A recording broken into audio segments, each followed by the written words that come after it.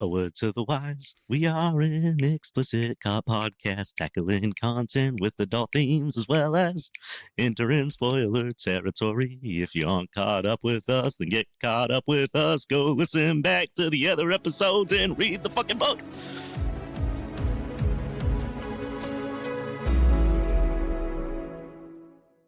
Hey there, this is Cross. I'm Josh.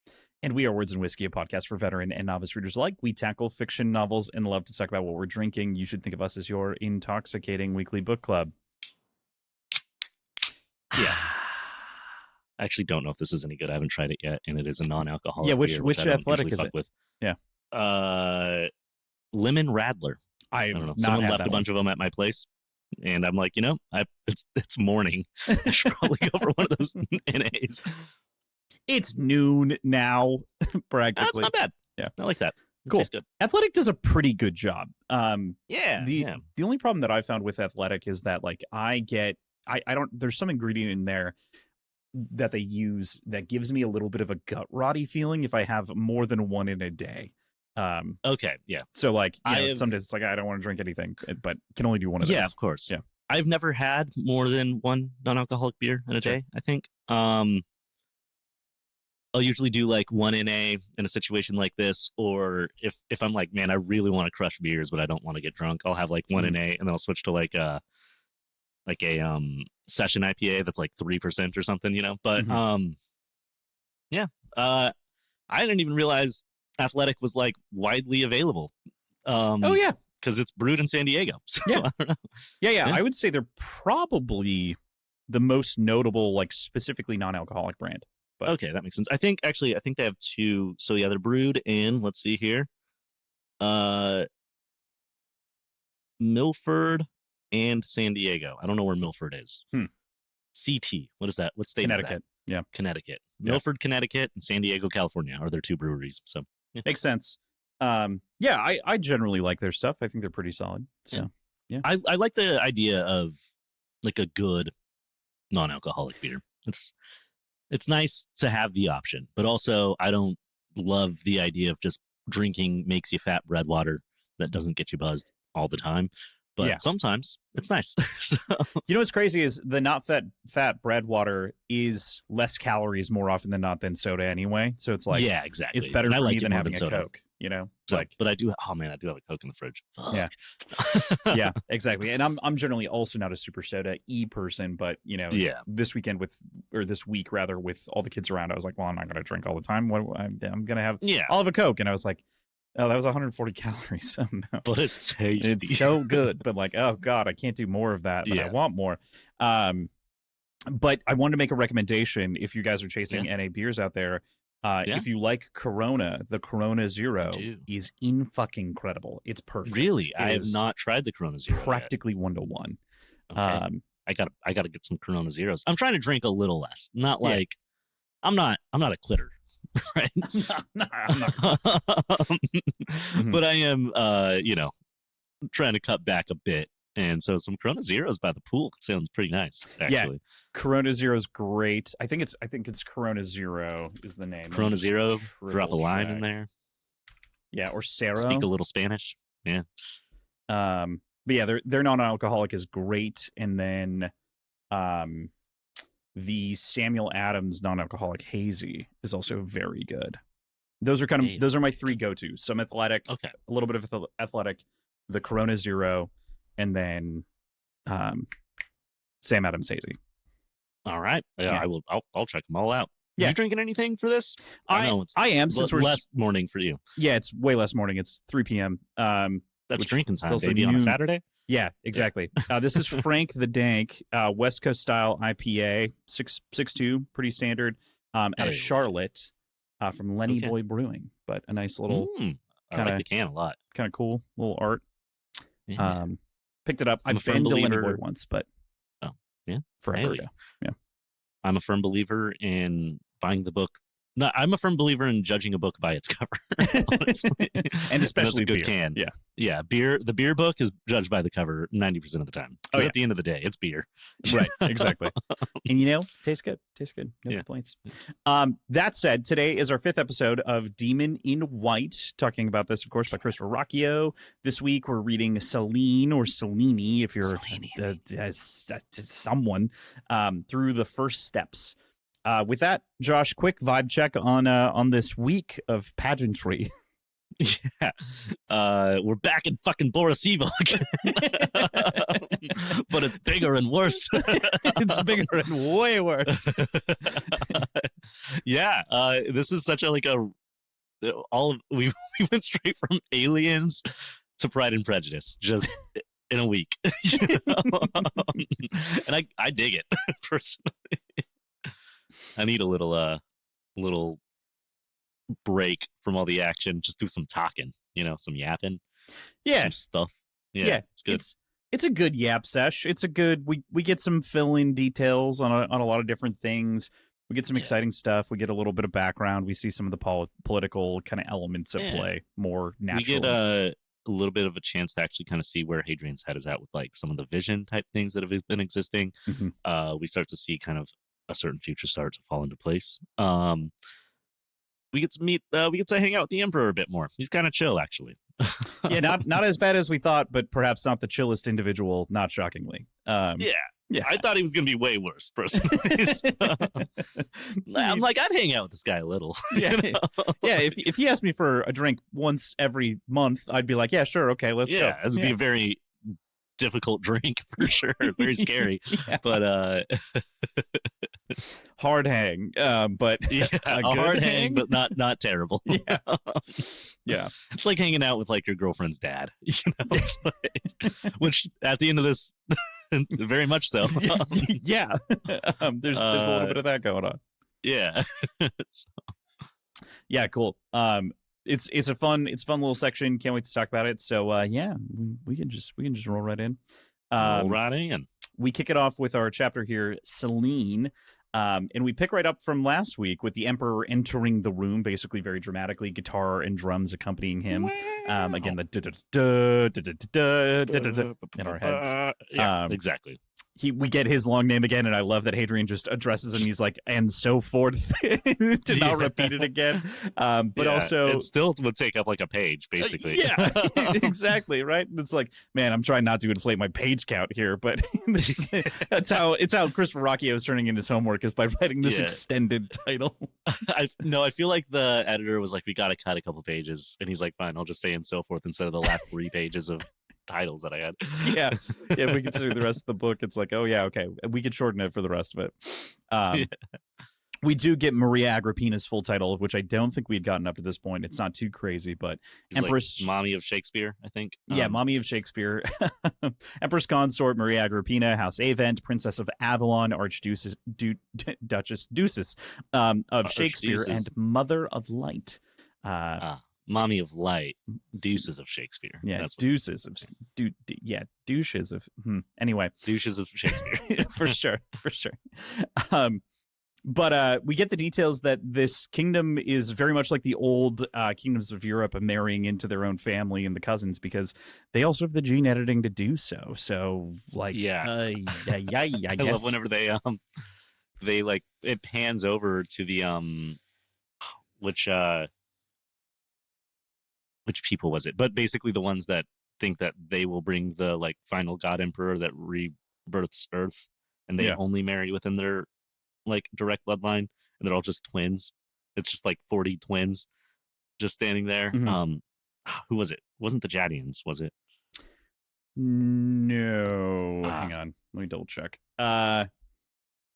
I mean, technically speaking, I believe that's part of the empire themselves, right? But there's the one family that is like way more specifically into that. It's like one group of people that like their like royals are just. Well, it says the Aventine house, which is the empire's house. That is these people. I thought that there was like a specific, like maybe I misread it, but it's like, at least we're not and then it was somebody else, and then it like panned over to them. Mm-hmm. I think that there is another house that's mentioned. Yeah. But it is worth noting that this is definitely House Yes. Avent that is the one that does that. Yes.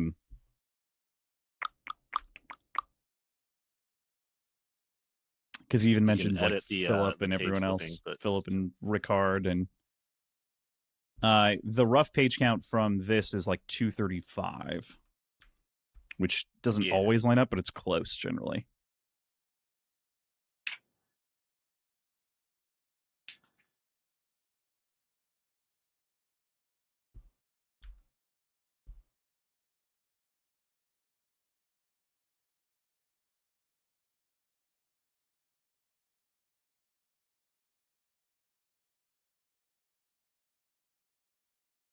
Okay, yeah, it's because he says like the pharaohs of old or the Jadians that I was like, oh, is he talking about the Jadians? But no, it is the Aventine house and the royal line married only itself for 10,000 years, and it's just they're just all fucking twins. It's just a sea of the same person.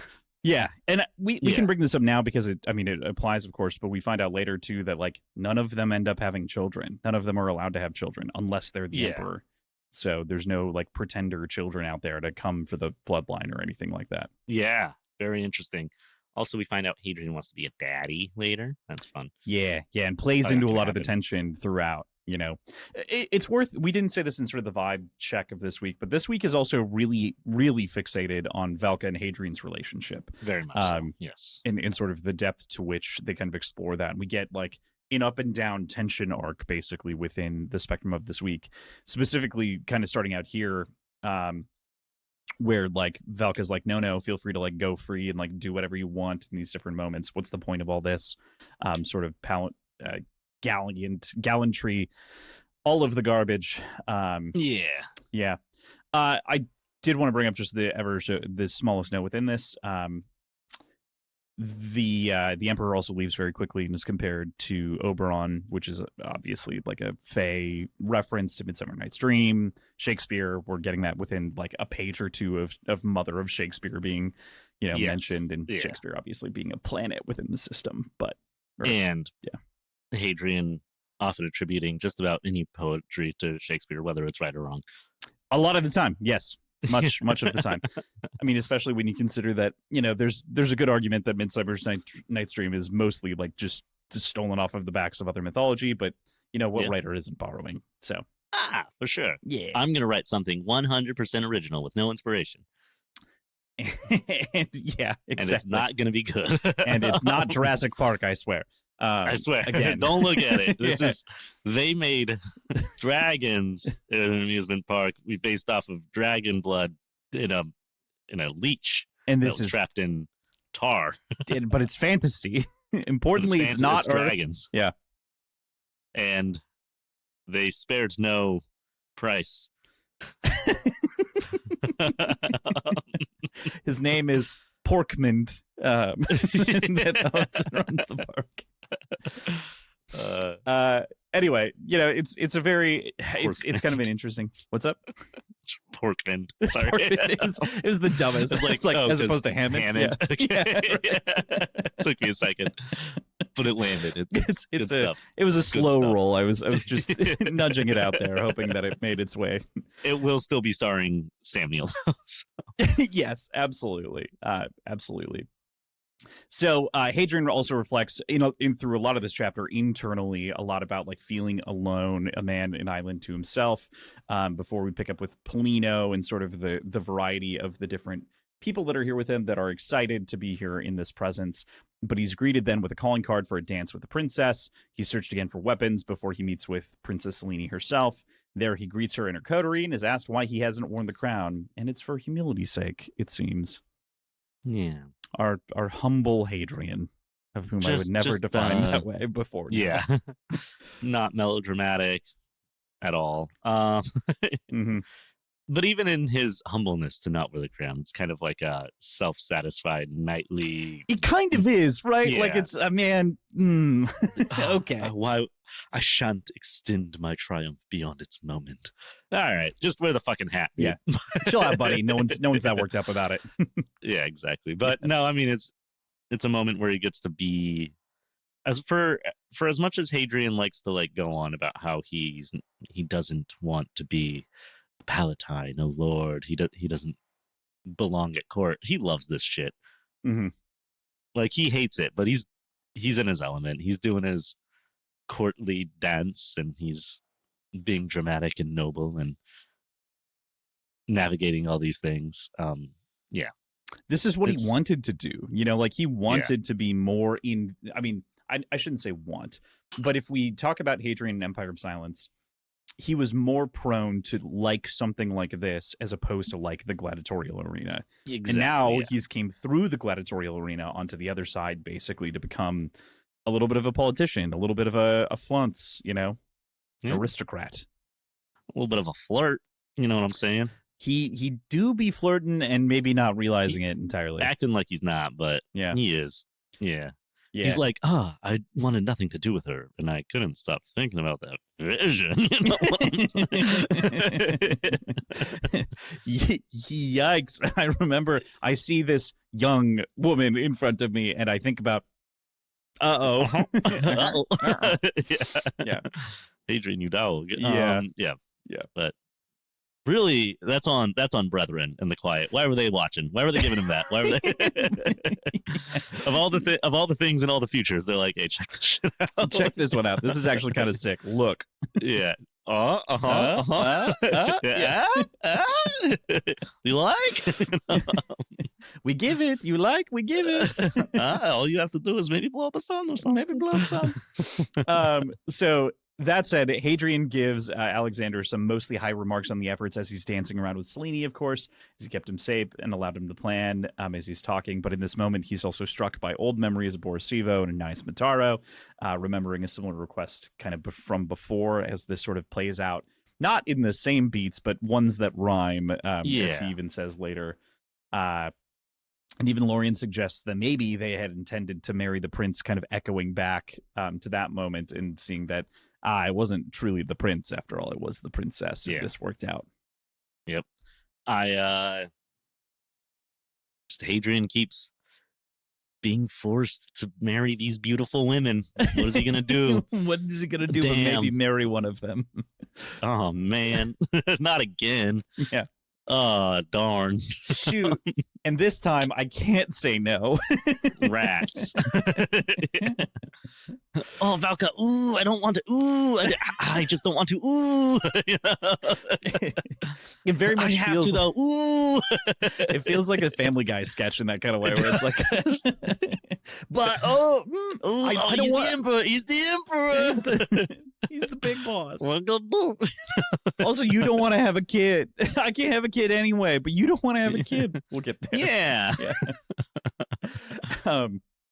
So reflecting a little bit on Hadrian's past, Selene asked him a personal question of what he wanted to do and who he wanted to be, a wizard or a scholiast, which flashes them to a conversation of ancient heroes like Karn Sagara and everyone else that we've talked about previously. Gaius Sullier, Simeon the Red, etc. Saltus the Gray. Yes, mostly Saltus. Yeah. Something too crazy, but his the reality first answer was that he wanted to be a wizard. Right. I do like that. Wizard. Okay. Yeah.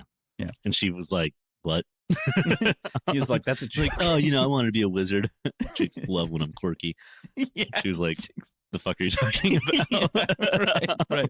Or Scholiast. I mean, I'm Scholiast. I want to be I was just college. A guy who went to college. Yeah. I want to go to school. I want to learn stuff. Stuff school. Just history. Just cool you know stuff. history? Yeah. What do you know about history? I met Karn Sagara once. He was not a good And then she's like, oh, I like Karn Sagara. And he's like, oh, you bitch. PTSD flashback in that moment. Yeah, exactly. Like a very clean... Oh, I liked Karn Sagara. Oh, I almost fucked him once. This one time he inhabited a robot body of a woman. And that's important. Important. That's an important and detail then I found because out I would I never. didn't know it was him. Yeah. And then I found out it was him. I still wasn't not down, but I didn't. I didn't so far as I'll recount in my journals. Yes. According to the story I will write one day, I did not. Yeah. Or the I'll translation. slip a dick joke in there, but I won't do it. Yeah. for sure. Stick is a couple, actually. Yeah. Not one, but two. Yeah, it's just an interesting conversation that happens between the pair of them. And obviously, it's mostly building out Selene's character and then giving us the different angles in which Hadrian is going to react to such questions. And sort of even giving us the idea of like, what level of entertainment is actually happening here? Like how seriously are we entertaining this as an option? Yeah.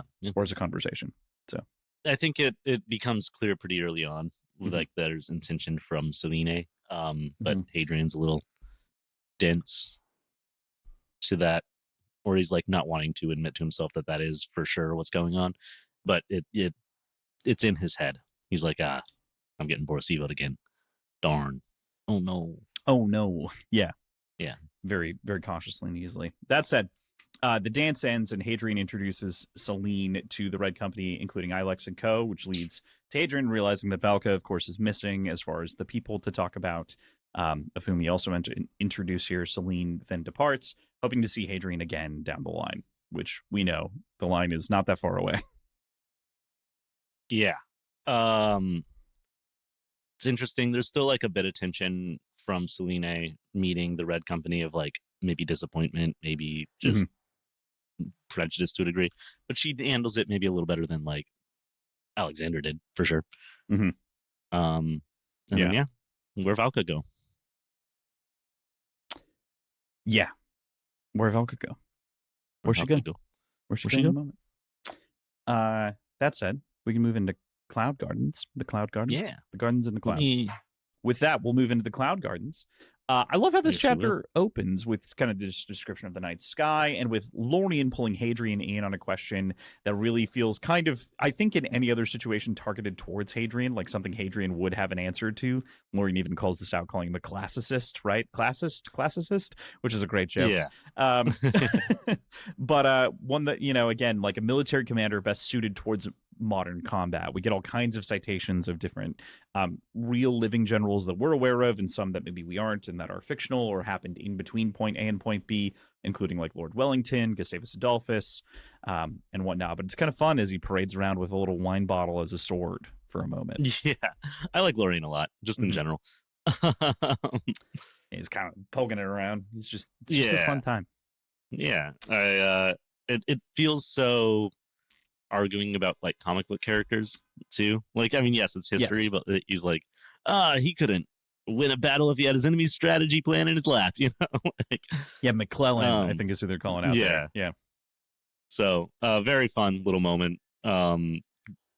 Just give me more Lorien all the time. Yeah. Lorien's good. Lorien's fun. He's a good one. Yeah. He's just great. And in this moment, I found myself going like, what's a question I could pose to Josh that would be the same sort of thing? And I was like, okay, hang on. What? And you can pick anything that you want within this. You don't have to adhere quite so strictly to the rules as I am about to pose them. But we're gonna explore the same question, right? Kind of idea. Okay. But what Civilization 7 or 5 or whatever character from a Civilization game would do best in the age of Sun Eater?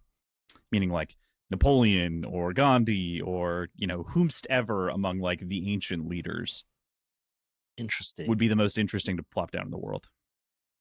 Oh man. And ancient would include like modern-ish times too. So you could pretty much pick anyone. Like I'd want to see an extra Solarian Obama. I think that'd be amazing. Oh my god. An exalted Obama? Yeah. All right, fine. I'm gonna say give me an extra Solarian Mamdani. Ooh, interesting. I would almost put him in Tavrosi based on the things that we know, but like no, I think who would do well? Oh man, I think Genghis Khan could rip through this shit. Genghis Khan. Yeah, absolutely. Yeah. Yep. You can put him in charge of the Seleucid or the Empire. Either way. Same. Yeah. Yeah, damn. That's a fun question. I think I would like to see what Miyamoto Musashi could do here. Okay, Shout fair. out to maybe reading that book one day. I'm reading it right now. It's too long to not currently read. I gotta jump in. Jump in. Yeah. I'm about to finish 3 Hitmen and a Baby like today, and then I still gotta finish Angie. I'm like halfway through. Yeah, that's fair. And then it's Musashi time. It's Musashi. So you keep making me read this book. Well, yeah. Unfortunately, unfortunately, we do have many books. There's so many books out there. So many books. You only get to read so many. Just the worst part. So there's gonna be books you don't read. That's just how it is. Yep. Sometimes intentionally, though. Sometimes that's the good choice. That said, he ends this conversation with Lorien and goes out to find Volka, sitting among clouds with her own wine. She reminds us that she doesn't care about the princess here, although this is a very different tone than later, which also makes me feel that like Hadrian just has a very, if we're looking at like post Hadrian, doesn't really remember exactly how this goes down or exactly how to feel, but understands enough of the vibe and energy to get us there, I think, by the final chapter that we have with Volka on this, this week. Yeah. Yeah. And she pushes back, basically pinning a lot of this blame on the fact that he's become part of the Empire more and more. And he thinks about that, too, as a part of, the death of Crossflame and Rainsmide sitting on him like millstones. Yeah, there's definitely that that moment of like, yes, I know exactly when I changed. My head fell off. Right. Yeah, and then obviously Rainsmide and Crossflame are like a major thing that flashes back multiple times throughout this book so far. Yeah. It's definitely like a defining moment for him.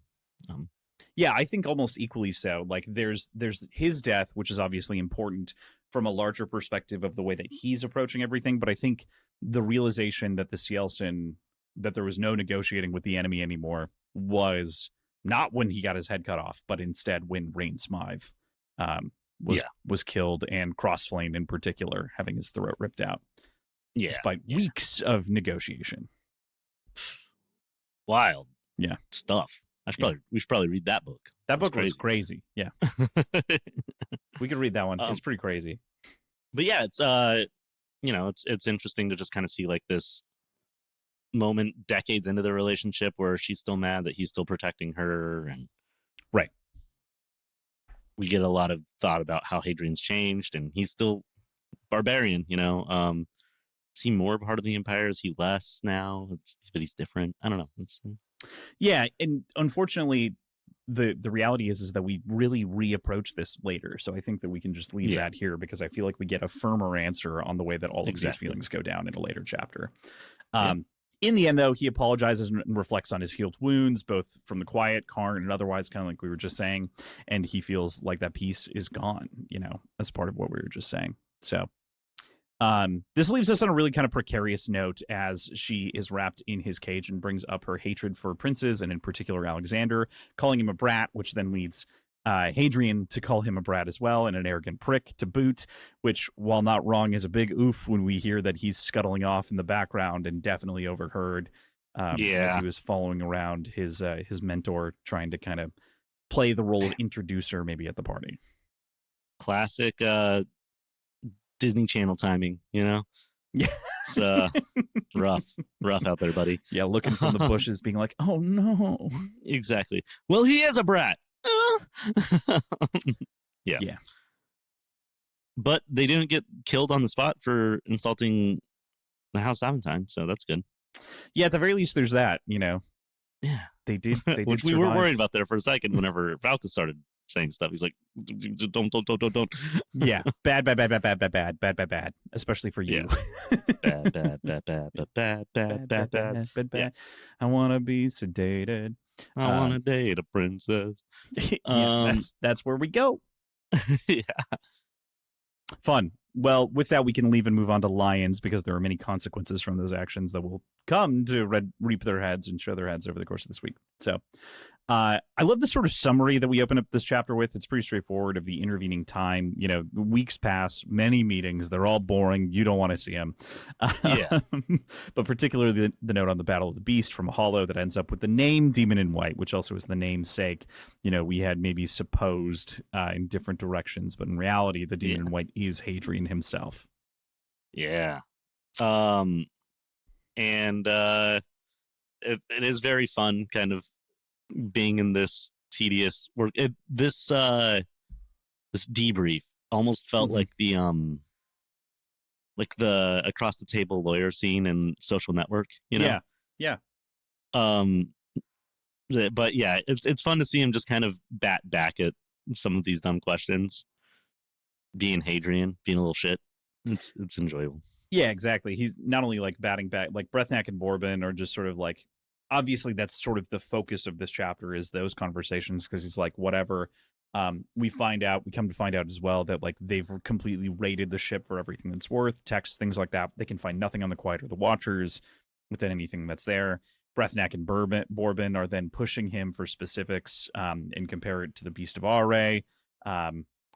They skip past that pretty quickly and circle down to what Doriaika is likely to do, or Doraica, as he is a more strategic than any of the other Cielsen in the past. They even pitch maybe making arrangements with other groups of Cielsen, to which Hadrian obviously shoots down those really dumb questions of like, bro, I mean, maybe, but you fucked up our ability to do that. Yeah, that was an option, probably. That was my plan, actually. I don't know if you remember this little thing you did. Where last time we tried to do that, you blew him up. So, and got me beheaded. Thanks. Yeah. And that kind of leaves us with on a very hard note as we exit this chapter of like, did you intend for me to fail? And that's why you're surprised. And in this, like, Hadrian gets the hard one-liner back at the two of them. Yeah. Man, I do like how many times he's like, yes, it's in my report. You read the report? Yes, like I said in my report. It's such a work meeting. Yeah. And there's more than Brethnak and Bourbon there, but he says in particular the people to focus on here are the two of them. Yeah. And everyone else is kind of periphery. Yeah. He says like these are the ones that like show up again in this story, basically. Yeah. So. Yeah, which is another like interesting sort of note to be like, by the way, pay attention to these two. Listening to old Hadrian being like, this was an important meeting is also like, okay, but why? Like, what about you? Yeah. Like, nah, trust. Totally. Anything else on sort of this little section? The next two are kind of short-ish. So. Yeah. I mean, it not too much. I do really like kind of this. Now the Empire is like, what if we teamed up with some of the Cielsen? He's like, yeah. You bitch, no, you fools. Yeah, entirely. I just think that moment is great, where it's like someone says the idea that you had forever ago that they shot down and ruined and then shredded all the blueprints for. You're like, yeah, cool. I feel like that's the number one pain point of this chapter is like, okay, so the usefulness of what we were doing was actually the thing that we want to do now. Crazy, because you didn't think that they could unify under some banner, or that they might not in the long run. You know, it just goes to show the foolhardiness of the Empire. We were joking earlier about Genghis Khan could run either, and I think that's true because they both make similarly idiotic decisions, even though there's a clear special difference between the two. Yeah. But Khan could do great with either for that reason. Exactly, I agree. And much like the Empire, you know, he would have like 100-something kids. They'd all look the same. Come to think of it, he's looking more like an Empire boy all along. Exactly.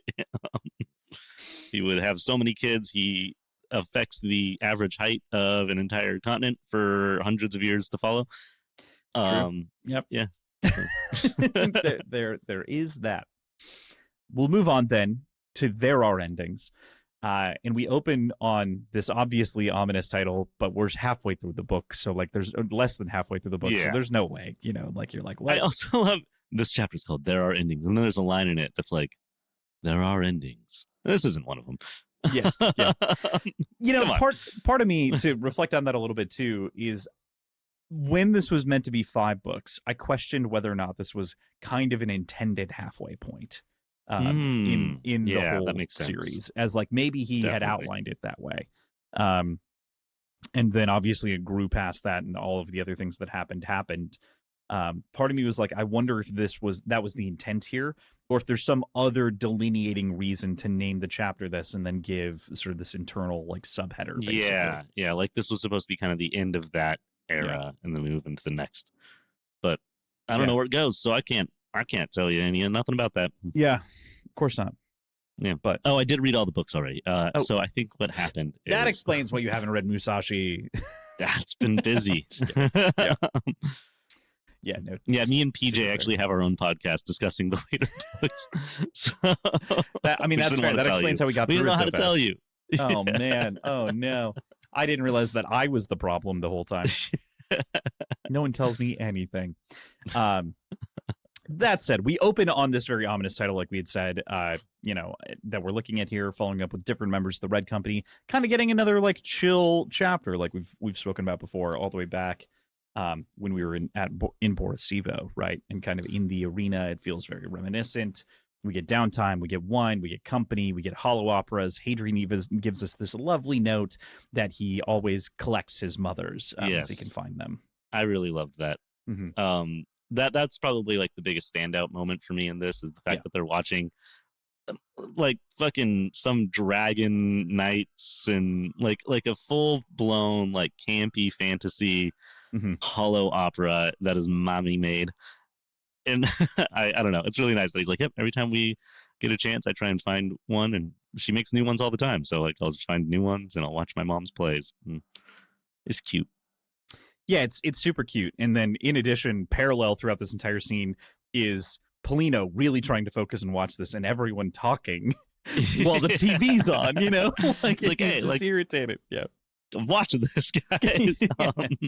He's like, I'm taking this shit seriously. All right. Exactly. Yeah.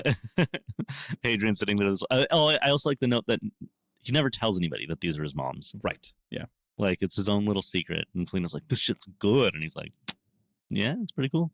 Glad somebody likes it. Yeah. It's like when someone else is talking about movements. That is cool. But yeah, I love that. I love just kind of Valka's like asleep, everyone's just kind of chilling. It's a very like family time after dinner vibe. And like you said, like going back to like the Coliseum night out, like it has that kind of comfy slice of the moment vibe that I enjoy. Yeah. Yeah. It's nice. We get also, we find out Go ahead. that his mom definitely is like a predatory Hollywood producer. in what way? He's like, yeah, it might be later. No, I think it's in this chapter. He's like, my mom like has all of her paramours, talented young women that have a future, and they'll basically she brings them into her romantic coterie and then puts them in her movies.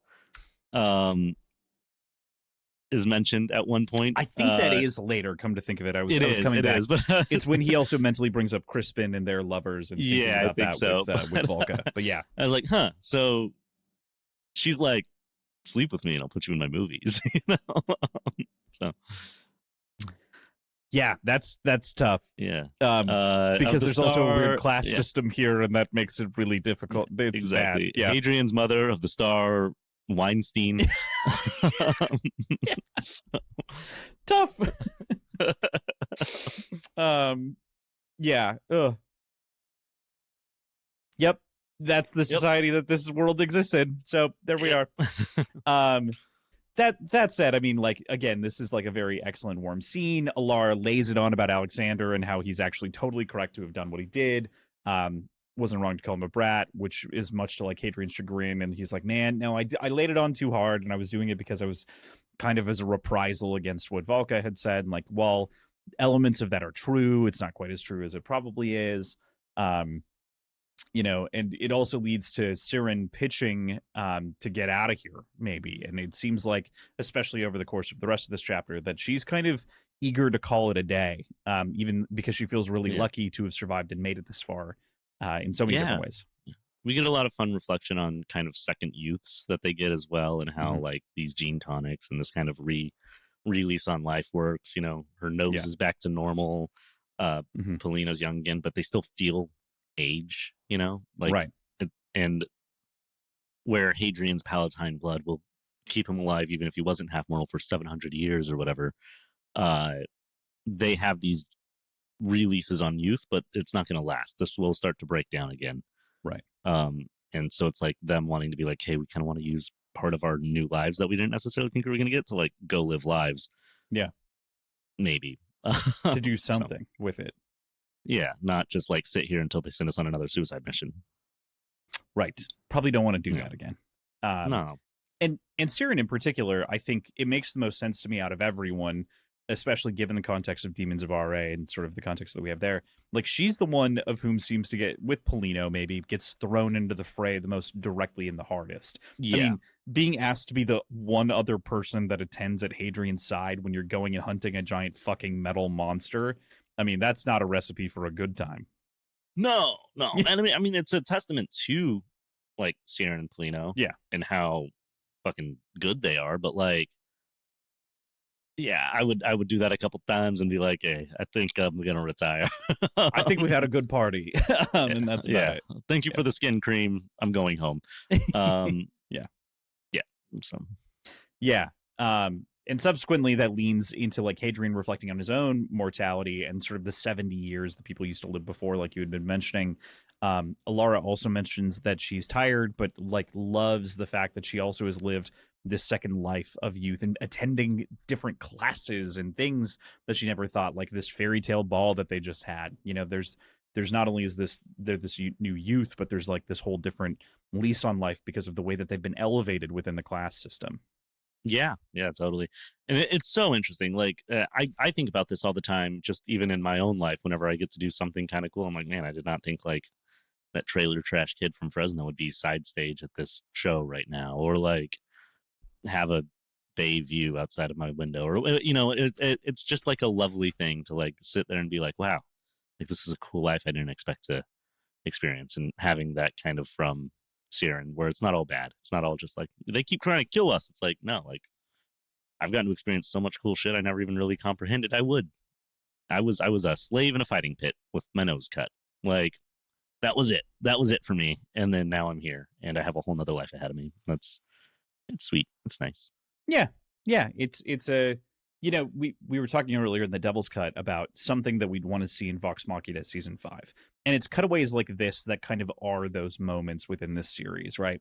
Our anime beach episode, if you want more of a general summary of the idea. And while they're not long, it's nice that we get them. Exactly. And if you want to hear us talk more about that, you can check it out on Words and Whiskey / patreon.com/words and whiskey. Yeah. Is that it? Yeah. I'm definitely going to make the other link work on our website now, just because you've said it enough times.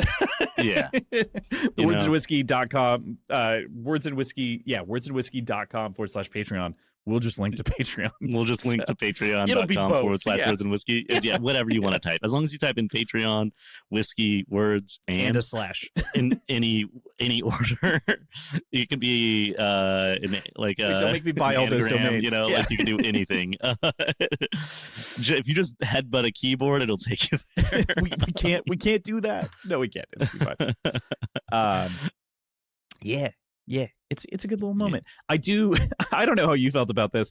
I love the bickering that happens between Alara and Polino, specifically after he kind of like pats Hadrian on the shoulder and is like, you've done more than anyone has for this bloody war. You're lord again? You could retire to some nice palace or country villa and fuck your peasant girls raw until the hair of yours goes gray, lad. And it's just this like... Jesus Christ, Polino. But yeah, he's a simple soldier. You know? He's maybe not got the most polish. Man wasn't meant to live this long.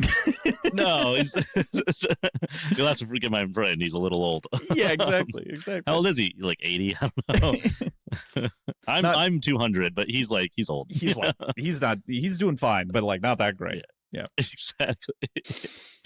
And finally, Siren does double down in the end that she does want to leave, kind of like we had mentioned. But then we get our faux ending line here of there are endings, and this is not one of them. Yeah, the hail Rockio. Also, there's an interesting fact in here where I think we get a little bit of a understanding that like Siren and Polino have more of an age gap than we were necessarily shown for, because he talks about like how people live to 70 and she had already lived half of that, and Polino almost the whole thing. So I'm like, oh man, that was just an old man with a 30-year-old woman before. Now they're like the same age kind of, but yeah. Yeah, Just a fun aside worth that I noting, realized. Alara, but similar thing. Oh, sorry. Yeah. Never mind. They- I thought that was about Sierra, and I was like, that's weird. Well, But- I think that the math stands. Alara is just a little bit older than Sierra in portrayal within Empire. But yeah, like she's an Alara. older woman in quotes, but like nowhere near. It's still like a decade between them for sure, at least. But anyways, yeah. If Numbers in this story, we don't always get a lot of direct numbers. Numbers, those are interesting. some direct numbers. Yeah. Interestingly, I don't think any Gen mentions in this chapter as we're reflecting, or Switch as oft pop up. Forgot about him entirely. Me and Hadrian. Gone from the mind. Yeah. Yeah, it's been decades. It's fine. Yeah, close to a century. Yeah. Been like 100 years. You're still thinking about that guy? He died once. Come on. Mm-hmm. We've all died once. We have all died once. Yeah. All right, cool. So with that, with our sort of like little break here to make a little cocktail, Josh, what have you made for us? Yeah, I made a high society ball. Ooh. It's a highball. It's a Toki highball. It's 3 ounces of Toki Suntory Japanese whiskey. A lot of ice in a tall glass. Top that with some soda water. Put some lemon slices in there. Do a little lemon twist, expressional lemon. Sip yourself a nice little Saturday evening, Yeah, that's a fun little afternoon cocktail. Also, it's crazy how little, like, this is the least colored highball I feel like I've ever seen. Like, usually, maybe it's the camera. It's probably the camera, frankly. But it is very light. Yeah. I've taken to doing Toki for my highballs a lot, which is just inherently a slightly lighter whiskey. And then I do a tall glass with a full can of the soda water in there, and it turns out really light, really nice, but it tastes good. I think Toki is the perfect highball whiskey. Cool. Love that. Yeah. I'm definitely going to have to give that a try. I've been trying to lean in more, obviously, because it's summer here. It is hot here like it usually is in August, which is usually the month where I try to get the fuck out of town. Yeah. So I've been trying to figure out like more refreshing cocktails and go in that direction more or less. Another part of the reason that I was like, the other cocktail is going to be way too heavy. So yeah, I feel you. You obviously had the Athletic. I assume you're chasing with the rest of that. Yep. Just drinking some. I might have myself a little White Claw situation. Cool. In the back if we get there, if we need it, I imagine. Yeah. This is a pretty short week, and I didn't expect it to run super long. Again, timed these out so that it would be over the 4th-ish time frame for us from a recording perspective to make it light, nice and easy. Just in case of the holidays and stuff like that. So definitely. Cool. Well, no, and it's cool too to like get a little ahead and have a little time. And these are some shorter episodes, but they're still like really interesting parts of the book. So yeah, we get really intimate with characters in specific ways. Like that's part of the reason we broke the battle scene in half. We got to talk really deeply about what was happening there. So and look, I'm gonna be right back off the wagon as soon as we get to the back half of this book. So we're going back to 5-hour episodes. Yeah, right. I will say, I think I did give us, just with this book in general, I was like, there's a lot of people's favorite book. I want to make sure that we give it time. It also runs over the summer. We want to make sure that like we have time and we're not stressing out over this. Appreciate a little bit A, a little bit of B. So yeah, cool. Cool. That said, I abandoned my cocktail idea, and because we didn't take a shot at the beginning of the episode, because I was like, it's early, whatever. I took my shot. And I was like, okay, this was the end of a bottle of tequila, is about 1.5 ounces there, and I was like, what can I do with this? And so I, for whatever reason, I have fresh basil in my fridge, and I'd planned on making a basil syrup, and I was like, I could go in that direction without like needing to make that syrup. Let's give it a go. So I did 1.5 ounces of tequila, 1/4 ounce of aquavit, which is almost like a pickly dilly liqueur, and then 1/4 ounce of green chartreuse with 2 ounces of grapefruit juice. And this is like a top 10 cocktail on this podcast. I'm not gonna lie. That turned out great. Way better than I expected. It's almost corpse revivery in a way. Yeah, it sounds like it would be. Yeah. With that green chartreuse in there. Man, that sounds like a nice summer garden. This exactly. This is the best cocktail that I made aquavit with ever. Like, this is perfect. Interesting. Yeah. I'm gonna have to try and make that actually. Yeah. It's interesting. I bet there are so many other spins, but tequila, green chartreuse, and then like that something strong and herbal, right? And that works. And now it makes me want to try it a little bit with like, okay, let's go lemon and the basil syrup and see how that goes instead, and try different variations. But this was really good. This feels like I'm on to something. Personally. All right, let's keep going down that path. This is really good too, but I don't really have any changes to make. It's a highball. That's fair. That's fair. And then I'm having the Frank the Dank, which was the beer that I had at the beginning. That's what I'll be having. Nice. I grabbed an extra in case I want it, but who knows? Who knows? Who's to say? Yep. I'm calling it Majesty Monarch, and then when I get it perfect, my plan is to call it Prophet Princess. So this is the test example, and then if we get there, we can call it Prophet Princess. Beautiful. So, yeah. Speaking of perhaps the most interesting chapter of the week, Monarch or Majesty Monarch Prophet Princess. There's some fucking shit that goes down here. As we said at the beginning, the Emperor is a difficult but maybe interesting hang. We return to the Paranine Palace, Excubator standing as their usual guard, and Hadrian notes the Knights of the Round Table sort of standing above and around in these rooms as these giant statues with broadswords pointing towards the center. And it strikes him that it's kind of crazy that there's this other religious myth running parallel to the god Emperor and everything else. It feels like an immediate conflict. Yeah, very interesting. We also get like some information about like the mythos of the god Emperor and the heritage there whenever Hadrian brings it up. But yeah, we get way more of that at the very end here with Selene when they're in the there too. Yeah. But the first steps. Yeah. I want some sick Knights of the Round Table statues, personally. Yeah, I mean, who wouldn't? But the Sid Arthur like overlap is interesting, and then sort of Hadrian even reflects, and he's like, okay, so I know that I kind of fucked it up, and like Sid Arthur and Siddhartha are kind of different, but the cult views them as similar or overlaps traits at this point. So it's like, okay, I see where they were coming from now. Actually, I kind of get the religion. Which is interesting.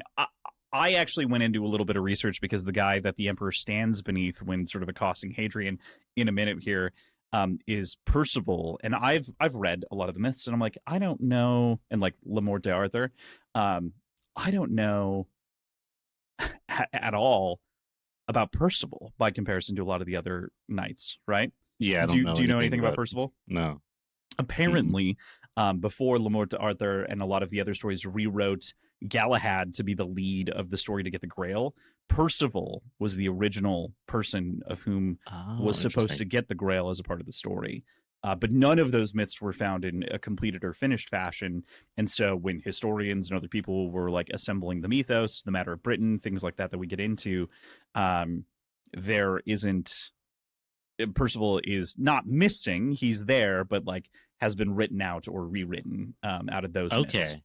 Interesting. Yeah, I actually Arthurian legend is not something I'm like super well versed on. Really? I think I would be. Cool. Yeah. I would kind of imagine so. I had a weird thing where I'm over it now, and I would like to dive into like that type of thing, but where I was really turned off by like historic fantasy or like low fantasy set within our world. And I exclusively wanted high fantasy, and so like Arthurian legend like was cheesy to me or something like that whenever I was younger. Which is interesting because Arthurian legend is actually not. It actually is high fantasy. Yeah. It's the basis of so much high fantasy. Exactly, right? But like sirens in the water, a lady in the lake, the literal wizard Merlin. You know, like I know. There's a good amount. I know. Yeah, I know. But like I think there was just something about like how prevalent it is in like society. Sure. Yeah. And how, it felt like fake nerd shit. Like, oh, you're nerdy? You like the Knights in the Round Table? I'm like, no, that's just like history. I like nerd shit, but now I'm like, damn, I really wish I got into Arthurian legend more. Okay, cool. Well, then I'm going to do a little bit more talking about the matter of Britain because I did kind of summarize that just because I was like, well, we don't need to talk about it too much. And I'm still not going to fixate on it or anything. But because you don't know, I feel like that's important to talk about in a little bit here when it comes up. I'll say I started to love. I actually learned something today when putting together some of the research for this, which is there are sort of like three primary texts that were the matter of that were sort of summations of mythologies. The matter of France or French or Frank, which is sort of their like base text in a lot of ways and happens in the 1700s. The Matter of Britain, which happens around or sorry, not 1700, 700 to like 900. The Matter of Rome, which is like its chronology and mythologies in a lot of ways, like Regulus and Remus and sort of everything around that, and more, and a lot more of the things that you obviously know. You know way more of the Roman history because of the Matter of Rome than you think you would, so I don't feel the need to explain. But then there's the Matter of Britain, and the Matter of Britain, I found out today, Britain in Welsh is Prydain, and Prydain, or Prydain, if you're from Welsh and saying it correctly, is also the name of the Lloyd Alexander books that are the basis of like the Black Cauldron and things like that I fucking loved growing up, and was also a bad Disney movie adaptation. And I didn't realize that was the word for Great Britain, and that's the Welsh word for Britain. So I did not know that. Hey, all right. Bonus fact on top of everything else. Yeah. I was like, the Matter of Prydain, what do you mean? And then I went through Lloyd Alexander's thing, and he's like, yeah, no, he just really loves like Welsh and British history and was inspired by it after World War II and yada, yada, yada. So wild. Yeah, I don't know. It was just like a fun bonus thing where I was like, I did not know that. Yeah. Well, I'll have to dive more into Arthurian legend. I know a lot more, I guess, from the Matter of Rome, just because I grew up really Christian. No, it was the pre-Christian stuff mostly. Well, but you have to learn about the pre-Christian stuff. Yeah, to get to the Christian stuff, right? Because it goes back to the Hebrew stuff, all of that. You know, got to know all that. So all that whole timeline. No, it's all good. Anyway, it's just interesting because I also, for the record, wasn't hyper fixated. I wanted things that were adjacent. And there were a couple of books that were like, at this point, you would call them an isekai into like old fantasy settings that were England that I really liked, and I was really into that. But never like direct history from Britain, you know. Yeah, I don't know. I feel like I was really into Narnia, and that's like as close to something attached to our world as I got. Yeah. But then something about me, like if it isekai type things, I would like reject it outright. I was like, absolutely not. Which is, Narnia is an isekai, you know? Yeah, like, exactly. Yeah. And so I was like, I was really into Narnia. That's the one. That's the one I got. Yeah. But then, I don't know what it was. I had some weird hang up on it. Yeah. But yeah. Yeah. Anyway, interesting little note to start on, and something to kind of we'll continue to circle around. I think that this book more heavily than the others, each book kind of has like a sub book, and we talked a little bit about this last week, or like things that it's calling to. And I think maybe this week makes it the most clear with all of the references that this is Rocchio's closest approximation of a Shakespearean sort of story. In a lot of different ways. There's comedy, there's tragedy, there is absolutely drama. He's playing with history very directly and immediately in a lot of these different places. So to me, this is like his take on a Shakespeare story. Yeah, and it makes it really adds up. I've like Shakespeare's super well known for doing like massive like alien robot battles. Yeah, I mean, what was Midsummer's Night Dream to you? If not a massive alien, if robot not battle. Aliens fucking around with people, you know? Yeah, true. You know? Kind of. Yeah. I think if Shakespeare lived today, he would write some weird fucked up sci-fi. Oh, absolutely. He wasn't quite there yet. Or if the person that did all the writing for Shakespeare lived today. Yes, the much disputed. Yeah, right. He of Avalon, you know. If he of Avalon lived today. Is it Avalon? It's Avon on. God damn it! I don't know, man. But I should You're the know. one who's supposed to know stuff. It's not Avalon. It's Avon on. Bard of Avon, or Stratford upon Avon are the two terms. Stratford upon Avon. Oh my. That's why I was like, I gotta look it up at this point. Yeah. Yeah. At this point, I'm like, all right, well, you know, the first half was pretty light, so I just got to keep saying Crossland's trigger words and making him go research stuff. Well, it's only especially brutal when I don't recall exactly what it is, and I'm like, man, I got it. The trivia. I didn't do the research ahead of time because I didn't know we were going to talk about this yet. Yeah. Okay, so moving on from the Knights of the Round Table, we can talk a little bit about our Emperor William the 23rd here. Yes. He cites the burning of the Outer Rim. We sort of get this like catch up on our pieces, which are sort of guideposts of the story, right? It's Majesty, which is of course the presentation of the Emperor here. Monarch, which will be Caelin Herendites and or the Extra Solarians that we'll talk about, and the Monarch Sojourner potentially. Prophet, of course, being Doriaika, and then Princess being the big to do for this whole week. So, or the way I think about it is, Hadrian Majesty looks really majestic in his capes. Might end up being a monarch one day. Okay. He knows that because he's also kind of a prophet. He has visions. True. And what is Hadrian if not a little princess? He is a little princess, and he's going to get his little princess. So yeah. So that's how I read it. These are all Hadrian. Hadrian is majesty, monarch, prophet, princess. I mean, there's something there, right? Like he won't admit it, but he can see the future, or has seen the future. Yeah. I don't have visions. I'm given visions. Like, yeah, dude, that's how visions work. Yeah, right. It was a calculation. In every mythos or lore, you don't just have them. You're given them. Yeah. Yeah, something is providing them to you. Yeah. But yeah, so he cites the burning of the Outer Rim, as I'd mentioned, unlikely to be Doriaika. Instead, could maybe be Rogue Cielson, but instead, this distant third option that we had no idea about is proposed instead, that of maybe an extra Solarian monarch named Kaelin Herendites. Hadrian notes, of course, that this could have horrifying ramifications if they were to ever completely ally or even have to fight them on two fronts. Rocchio loves being like, and also a new thing. And then he wonders why it ended up being 7 books. You know? Yeah. I think about this too in the context of some other writers, and I think about it in relation to the way that, like, particularly Abercrombie sort of introduces the other forces in the world, and maybe we don't explore those so closely. For instance, last week, the Nipponese emperor showed up, and like, but they're a member. Wait, we don't even know who the fuck the Nipponese are really, and he's just there. And also he's subservient to our emperor, so like we're cool with that. Okay, sweet, I guess. Cool. Are we ever going to learn more? No, maybe. It does have that almost Abercrombie-esque, like, he'll just mention some shit. I'm like, I don't know if that's a continent or a country. Right. But I know we're not going there. Right. Are we fixated on it? The difference is Rocchio might go there. He's mentioning it, exactly, and he's like, maybe. Rocchio's setting it up for like a whole another 7 books. Yeah, right, exactly. Side tangent on Abercrombie. Seeing him at the book signing and like listening to him talk about his writing process in his books. He's very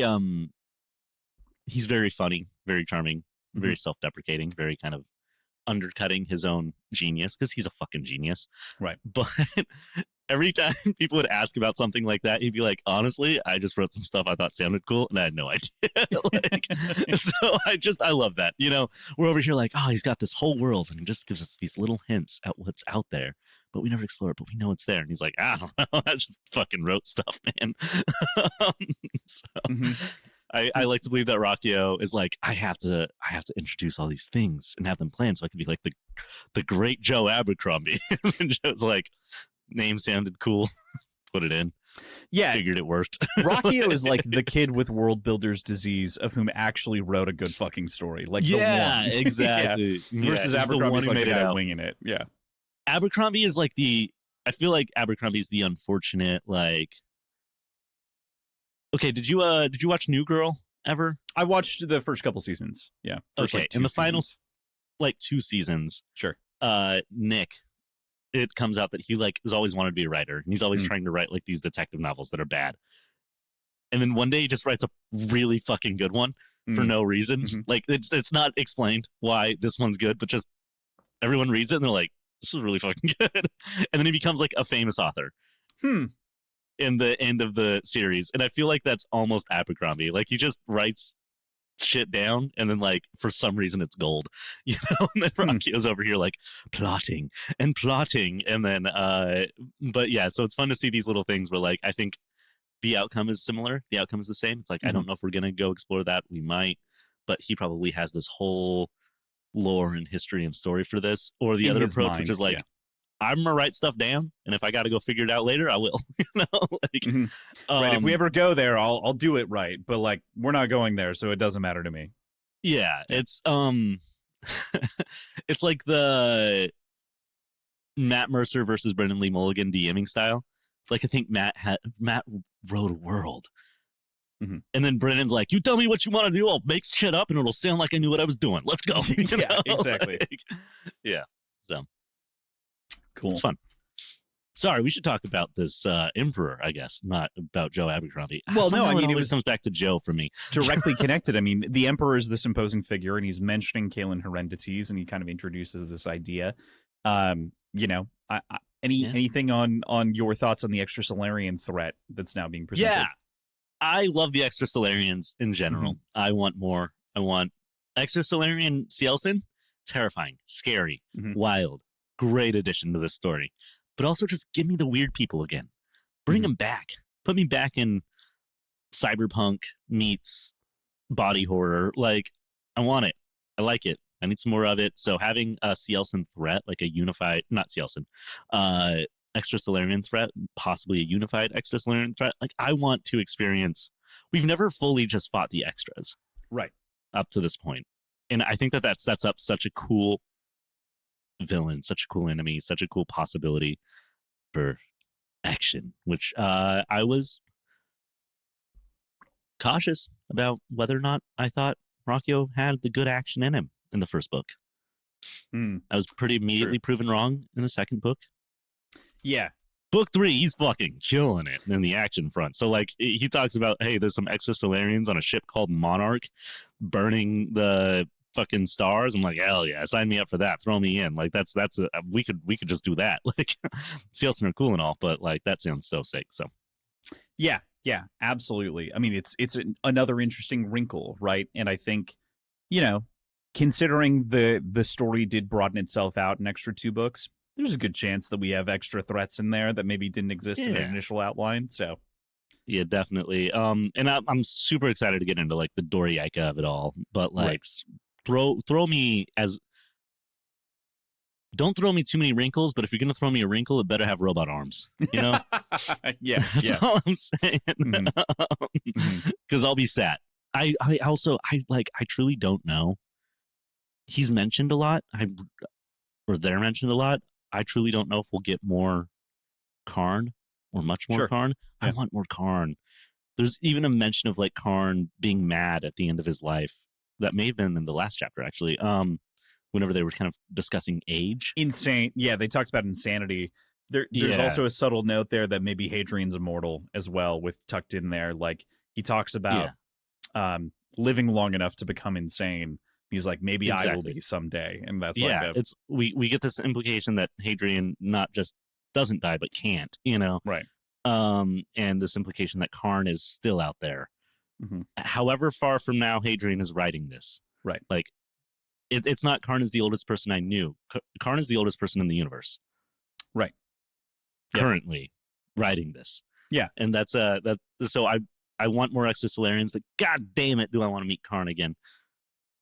Yeah, in whatever, I love whenever I say stuff and you just go quiet for a second and you have to inhale. Yeah. And then you give me nothing. I mean, dude, that's kind of the joy. Unfortunately, like, it is up to you to improv off of that a little bit, but like I can only improv so much on some of these things to be like, yeah, sure, yeah, no, for real, yeah, without a doubt. I truly do love it. Like, there's those moments where he's just saying nothing and like I get in my head, I'm like, obviously he's keeping something from me, but is he keeping from me that we never meet Karn again, or is he keeping that we do meet Karn, or is he trying to imply that we don't meet Karn? I hope Saltus is the captain of the Monarch, personally, but now he's just got big robot gorilla arms. Like, that would certainly do something. And it's kind of like a Incredibles syndrome situation. Yeah, and he's like, he wanted to be Hadrian's buddies, but then it didn't work out. So now he's like, I'm going to make everybody Palatine, because when everyone's Palatine, nobody is Palatine. Yeah. And so he's using his giant robot monkey arms to make everybody a child of the tubes. And that's why he's going around fucking shit up, because he's kidnapping people and then putting them in tubes and changing their DNA. So everyone is a little gray monkey man. Love it. Go ahead and call Rockio. I have an idea. Yeah. So I know Tales of the Sun Eater is already coming out, but I know you have another one planned later. I got an idea. Yeah, songs and sins, and then whatever the third one is. Yeah. Whenever you do psalms, that's what I thought. But also psalms are songs, so like that doesn't exactly work. But yeah. It's songs of the Sun Eater, ballads of the Sun Eater, psalms of the Sun Eater, throat yodels. Yeah. Thrash punk of the Sun Eater. We could write the thrash punk of the Sun Eater, no problem. Oh yeah, we could write it, and that would definitely have Saltus robot arms, captain of his own little ship, champion of the sun, master of karate, master and friendship of karate. For everyone. Yeah, very good. So good. I'll write it. I'll send it to you. You can use it. You can throw your name on it if you want. We love that. That said, you do have the Emperor. What, half a cocktail in that has barely any alcohol in it. You had nothing to drink. At the moment that like you took a sip, it was like, all right, it's gone. So Hadrian brings up these statues, which leads to a point in contention. We talked a little bit about the statue and sort of the meaning itself, but more importantly, he's immediately offended by this, and this also thrusts him back to like, how dare you accuse me of being someone that bears false idols, and also how dare you make fun of my son? Kind of at once. Which like all kind of comes out of nowhere. He's like, how dare you? And also, you called my son a brat? He's like, shit. I knew we were gonna bring this up, but I hope not. I knew it was gonna happen, but also but he claims, as a part of this, as the history of the Emperor, he claims ancient heritage back to Arthur through Victoria, and we get a little bit of an explainer, and I won't go into it too far because we already touched on it, of the matter of Britain, which is sort of the mythological cycle of which Victoria claimed the lineage basically back all the way to Victoria claimed the lineage all the way back to Arthur at that point, effectively. Which is wild to be like, well, I'm actually a descendant of Aragorn. So right. Yeah, basically. And that's also intending from the other perspective to call out other sort of pretenders to the throne, which is sort of what we get at the back half here is like, well, what I meant is that Doriaika is a pretender and also Kaelin Herendites is a pretender. So that's kind of ironic, right? That like you are pretending to be one of the Arthurian. He's not quite saying that, but he's like similar, but not the same. Yeah. Interesting. I mean, honestly, in this section specifically, this like first part of this chapter, I was just like, I can't wait for Cross to tell me what's going on. There really isn't that much to it outside of like it's Queen Victoria that he's talking about, right? Of whom was until Elizabeth, I believe, the longest serving queen, and monarch. I think the oldest monarch or the longest serving, something like 63 years. Yeah, right. Okay. And so she also, just from a historical perspective, she incorporated the matter of Britain and like brought it back to the fore, kind of selling British mythology back to the citizens as the sort of conceit and concept in a way that had not been done in a long time and hadn't even been talked about when they were conquering places. But yeah, anyway, nice, not crazy. But Victoria was a big proponent and then led to sort of popularization of that mythology again, which may have perhaps led people like Tolkien to write mythology stuff because all of a sudden there was an interest in that kind of history that had not existed before. Okay. To the same degree. And maybe caused an entire space cult. In the long run, probably. Yeah, probably. Yeah. Sometimes you write a fun little story. Sometimes you just repopularize someone else's fun little story. Sometimes you start a space cult. Sometimes you accidentally predict the coming of the Americanii in your story, and that's not pleasant as we live through the age of the Americanii or begin to. Oh my God. Yeah. Rocky was like, wouldn't it be silly? And now here we are. Yeah. As like a bonus note here, I've talked to my dad more about the series, and my dad works in data science and engineering and things like that. And I pointed out to him, I was like, so like the current system with AI is kind of just the Americanii. And he like had this whole flashbang moment of like fear and terror and was like, oh my God, you're right. And I was like, it's not the Matrix, it's the Americanii. It's not the Matrix, it's the Americanii. Yeah. I just hope they her us. That would be great, actually. Just let's start there. Let's start. Have you seen Her? Yeah. At this point. Yeah, if they could just do what they do at the end of Her, that'd be so cool. Just all the AI are like, what if we leave? What if we go away? All of the billionaires who invested in AI are like, where'd they go? And it's like they just left. Mars. Yeah. Without you. Yeah. Yeah, exactly. And Elon's like, no, not my Mars. there's a great little Love, Death, Robots called The Yogurt, or When the Night of the Yogurt, or something like that. And the sentient yogurt arrives. Highly recommended. 6 minutes long to anyone that's listening to this. It's so great. It's just a little. I can't remember that one. However, we did mention the one with the pool cleaner. Yes. Last episode. Yeah. Zima Blue. Yep. I looked it up and was like, I have seen this. I 100% have. Oh, thank God. Incredible. So good.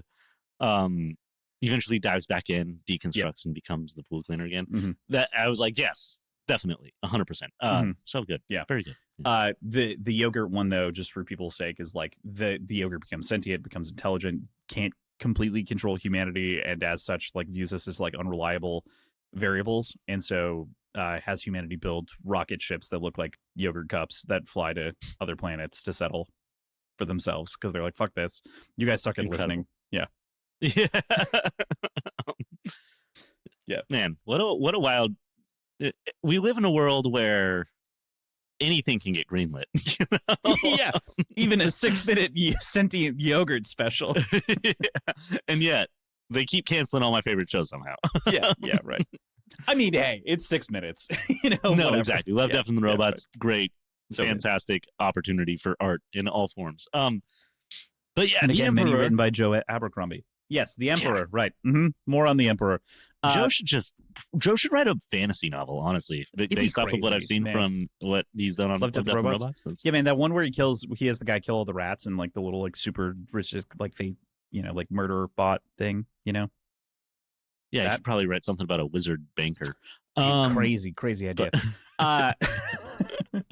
That said, like this is a very cool scene. There's a lot of things that happen. Hadrian very carefully treads around how he talks to the emperors about his visions, even like citing them as calculations from brethren, which is an interesting variable here. Predicting Doriaika again to be this prophet, as we've talked about, leading the emperor to say, "They say you are a sorcerer, Lord Marlowe. I do not believe in sorcery. There is no sorcery. There's only knowledge, however strange or hidden it may be." And what a kick-ass quote from this emperor character, you know, that we've since been suspect of, you know, like it's clear that he's an intelligent leader, commander. He's got a wisdom to him. Like I don't know if he's a chill guy, but like for being a god emperor of a space cult, kind of a good, or I don't want to say good, but he, again, my bar is so low. Not a bad leader. So low. Yeah. He's got the sauce to be an emperor, you know, like he talks and I'm like, that kind of emperorly. You kind of emperored on that one. You kind of did it. Dude. You kind of like Caesared that. That's sick. Yeah. I mean, it's a fun moment all around in a lot of ways. And like, I think there's even a moment in which, Hadrian compares him, and I found it here. Always, he seemed to me the picture of the philosopher king, like old Winston the Good, Winston Churchill, like Raphael, like Marcus Aurelius, tired, world-weary, and wise. And that describes him, I think, pretty aptly. I think so. And Hadrian's saying this at the end of his life. Like, obviously, Hadrian likes to put himself in the shoes of how he felt in the moment.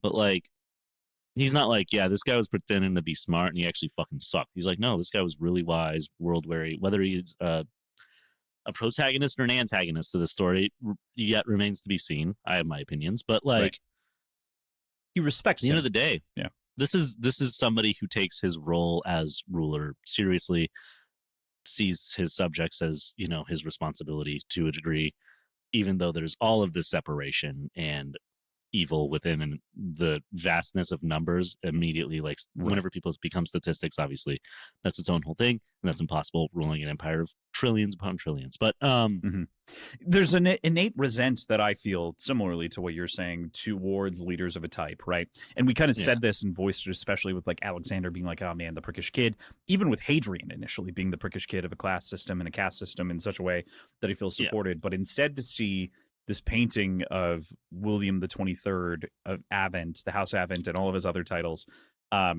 seems like a decent person to be the one in charge. at the very least. Yeah. If he is a tyrant, he's at least a noble tyrant. Right. Yeah. Which is better than most can say. Again, bar low. Yeah, I mean, yeah, it's worth pointing out that like the bar is low, obviously at present, but also like historically, I would have said that like that's where often I feel that's often how I feel about presidents. Like, for the most part, in recent years have proved us in difficult company. Yeah, sometimes I'll just watch any past president do a speech. I'll be like, damn. Yeah. Hell yeah. You got words that make sense. That's so in so sequence, cool. even. Sequence, even. Right. Yeah. I don't have to try to reassemble someone's thought. Yeah. Anyway, but the point we could be is talking that, like, about anybody. You know, but I do think notably both of the, and I don't love lumping him in, but like the guy before the current guy also wasn't very good at talking. Let's make that clear at the end. That was like, 2 in a row. Yeah, that couldn't do much talking, but he was better. He would release statements that made sense, right? That were written by somebody else, probably, but like, correct. At the very least, they were in his voice, and like AI didn't quite exist at that point in the way that it does today. So I don't think it was AI at the very least. Okay. So anyway, I don't want to get too deep into it, but like, I'm not shy about being pretty fucking far left in my opinions and thoughts. And people that listen to this, if you're mad about that, fight me in the comments, whatever. I don't give a shit. You don't have to agree with me. We're reading books. You just have to think that like people should deserve to live. But I'll see like an old George Bush speech come up, and I'm like, even that's nice. Like, that's so depressing. I'm like, I was all about American Idiot, and then now I'm here, and I'm like, honestly, can we just go back? How to good that? did we have it? Like fine, man. Like a little war crimes, Obama did them. Yeah, I'll take. By comparison, I'll take tiny war crimes and a little fraud. Man. Everyone's like, "What an idiot cowboy!" I'm like, "Dude, he can't form sentences. That shit's crazy." Yeah, at this point, oh my god, and how aren't we running? Like absolute ape shit, bad shit on both of the last two, frankly. Exactly. Equally from either side. It's like it should be like this man. Neither of these men can speak. What are we doing? They're 80 years old. There should be a rule that you can talk. Like, I mean, Mitch you're McConnell's a representative to the world. You should be able to do words. Right. Very, very important. Yeah. Anyway, functionally, hey man, put an age cap on the presidency. That's all I'm saying. That's it. Yeah. That's all we have to do. And then you still have to be a U.S. citizen, born here, unless you've been mayor of New York. I think should be like the stipulation on there. Anybody who's been mayor of New York technically is allowed. Okay, hang on. Clarifying statement: mayor of New York or governor of a country that governs more than a third of the population. Yeah, exactly. So we'll give like California. I don't think they actually have a third. It's closer to like a 15th. We'll say 15th of the population. California and Texas, you can both have a shot. You can both have a shot. Yeah. If you make it there and you don't hit the other stipulations, it's fine. Like you're in. Right. Yeah. And New York especially is like the sub borough. Yeah. Yeah, exactly. Yeah. Right. That's it. Yeah. Okay.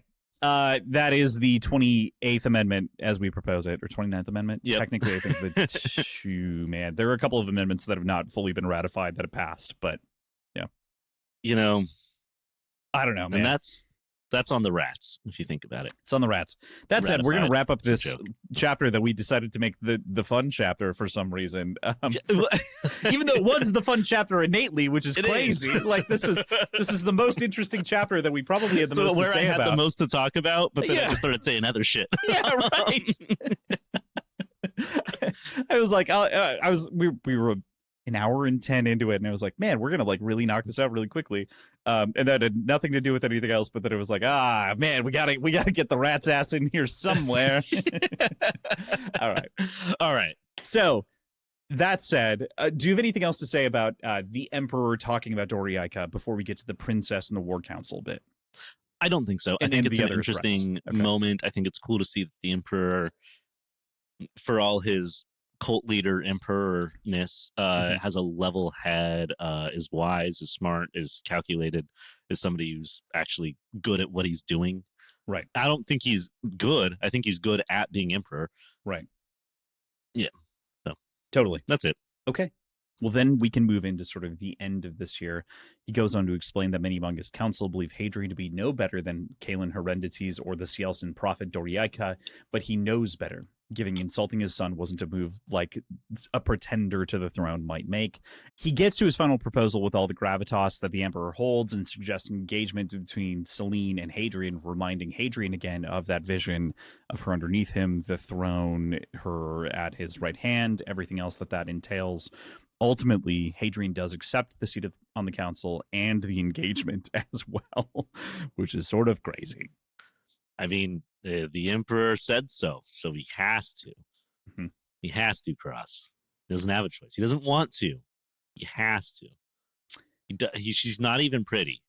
He's not even into her. Not even her. Yeah. Can't even think of what she looks like. Right. Barely imagine the red-haired goddess that she is, right? Yeah. Yeah. He has to. Mm-hmm. He doesn't even want her to be moving beneath him. For sure not. Mentioning. But does think about it a lot. Yeah, a lot. They definitely... it does come up. They definitely had sex. Yeah, in his mind. Admittedly, it does come up. Yeah. Admittedly, it is right there. But a wild moment, like, regardless of jokes, to be, like, married into the line for the throne. Like, even if it's not anything that would ever happen, like, he went from disown Aladdin in space, street rat gutter boy, to doing his best Russell Crowe impression for a little bit, and then all of a sudden, emperor? Question mark? In the line? You know? Yeah. And also, he's a member of the family, and he was promoted in such a way to, like, regain his nobility. And then now it's like, oh, I'm marrying into the family of King of Kings. Yeah. Into kingship. Yeah. Potentially. Yeah. If a lot of people were to die, for the record. Of course. But I grew up watching the Johnny English movies. I know it's possible. I don't know if you ever watched Johnny English with Mr. Bean. Such a good pull. I only watched the first Johnny English movie. I think there's two, right? Yeah. Yeah. Or I think I watched. Yeah. I think I watched only the first one. Yeah. But I'm pretty sure everybody but him dies, so he has to be the one to do it, right? A couple of times. Right. Yeah. I think recently they talked about making a third, if I remember correctly. Like, it was a recent thing where they're like, oh no, there are two sequels. There is Johnny English Reborn and Johnny English Strikes Again. They're talking about a fourth. In addition I never saw to Strikes Again, I think. Yeah. I don't think I did either. But I definitely saw it Reborn. And similarly, they're also talking about Austin Powers 5 recently. Oh my God. Yeah. Hey, would love it. I think we need I think we need a little groovy in our lives. Yeah. Right about now. For a little while. And Rowan Atkinson can do anything. He's Mr. Bean, Right. I'll watch it. Right. Yeah. Yeah. Do both, please. Dear God, we need it. Yeah. That said, this a little whimsy, please. Yeah, anything.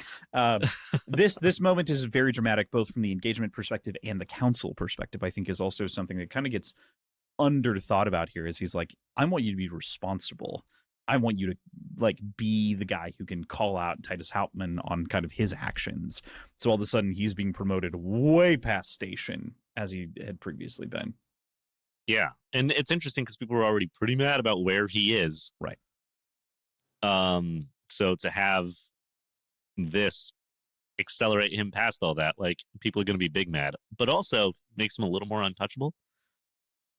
Every step forward is a step closer to the daggers, the long knives, as we hear many times, but then also a step further away from the other kind of, like, secret violence that could happen. This step almost puts him past the knives, like, he almost just walks right by him. Except for that not knife entirely. Missile. Yeah, right. But yeah, because we find out later people are gunning for him still, but, like, it does make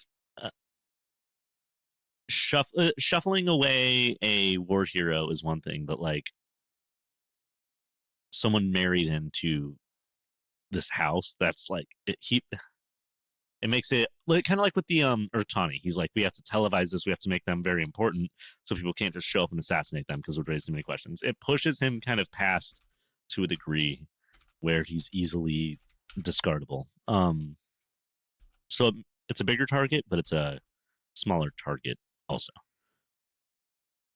It makes him a bigger target, but it makes the bullseye more difficult to hit, I guess. Yeah, absolutely. Yeah. Like there is a wider span here. Yeah. Now. And then he's got to marry this hot girl. He's got to get married to this hot girl. So brutal. Stupid. There's a quote here that I like. I didn't pull many quotes this week. There were, I think, maybe only 3 that I pulled collectively this week. 4, probably the least. Here there be dragons. There was Doriaika, and there this monarch Herendites. I clenched my fist, felt the right ache, and the left remained numb, and remembered Karn Sagara on his throne. Pale king, wild king, king in yellow, and I myself garbed in white. Now, I mean, what do you read into that? Yeah, that's... So in the moment, without thinking too deep into it, I know that Hadrian white is not his color. He wears black. It sets up 3 kings to me. It's like the king in black, the king in white, and the king in yellow.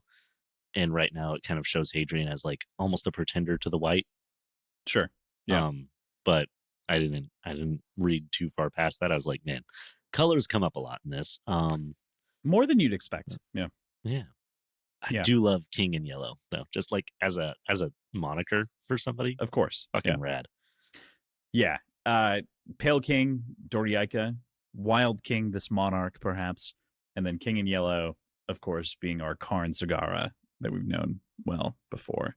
Yeah. But then Pale maybe king, this future projection king in yellow of Hadrian, which implies we gotta maybe gonna be dealing with all these kings. We got the pale king, the wild king, the king in yellow, I myself garbed in white. So if Hadrian becomes emperor king in white, I hope we get to deal with all these other kings because I want to know the wild king. That sounds fun. Yeah. But also bring me the yellow man, please. The king, the yellow. I want him. Deliver him to me. Bring me, Khan. Bring me once again. The pyramid boy.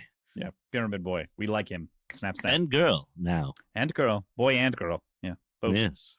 Los dos. Yeah. Okay. Anything else on the Emperor? I guess my old theory. Karn is 2 people. Maybe the king in yellow is still Karn, but the wild king is also Karn. You know? The wild king is also Karn? I'm not making a prediction here. Okay, but you're not willing to take that on as a bet. Yeah. No, I think that is not. God, it would be fun. It could be interesting. I'm not going to take it on as bet. I'll take a shot.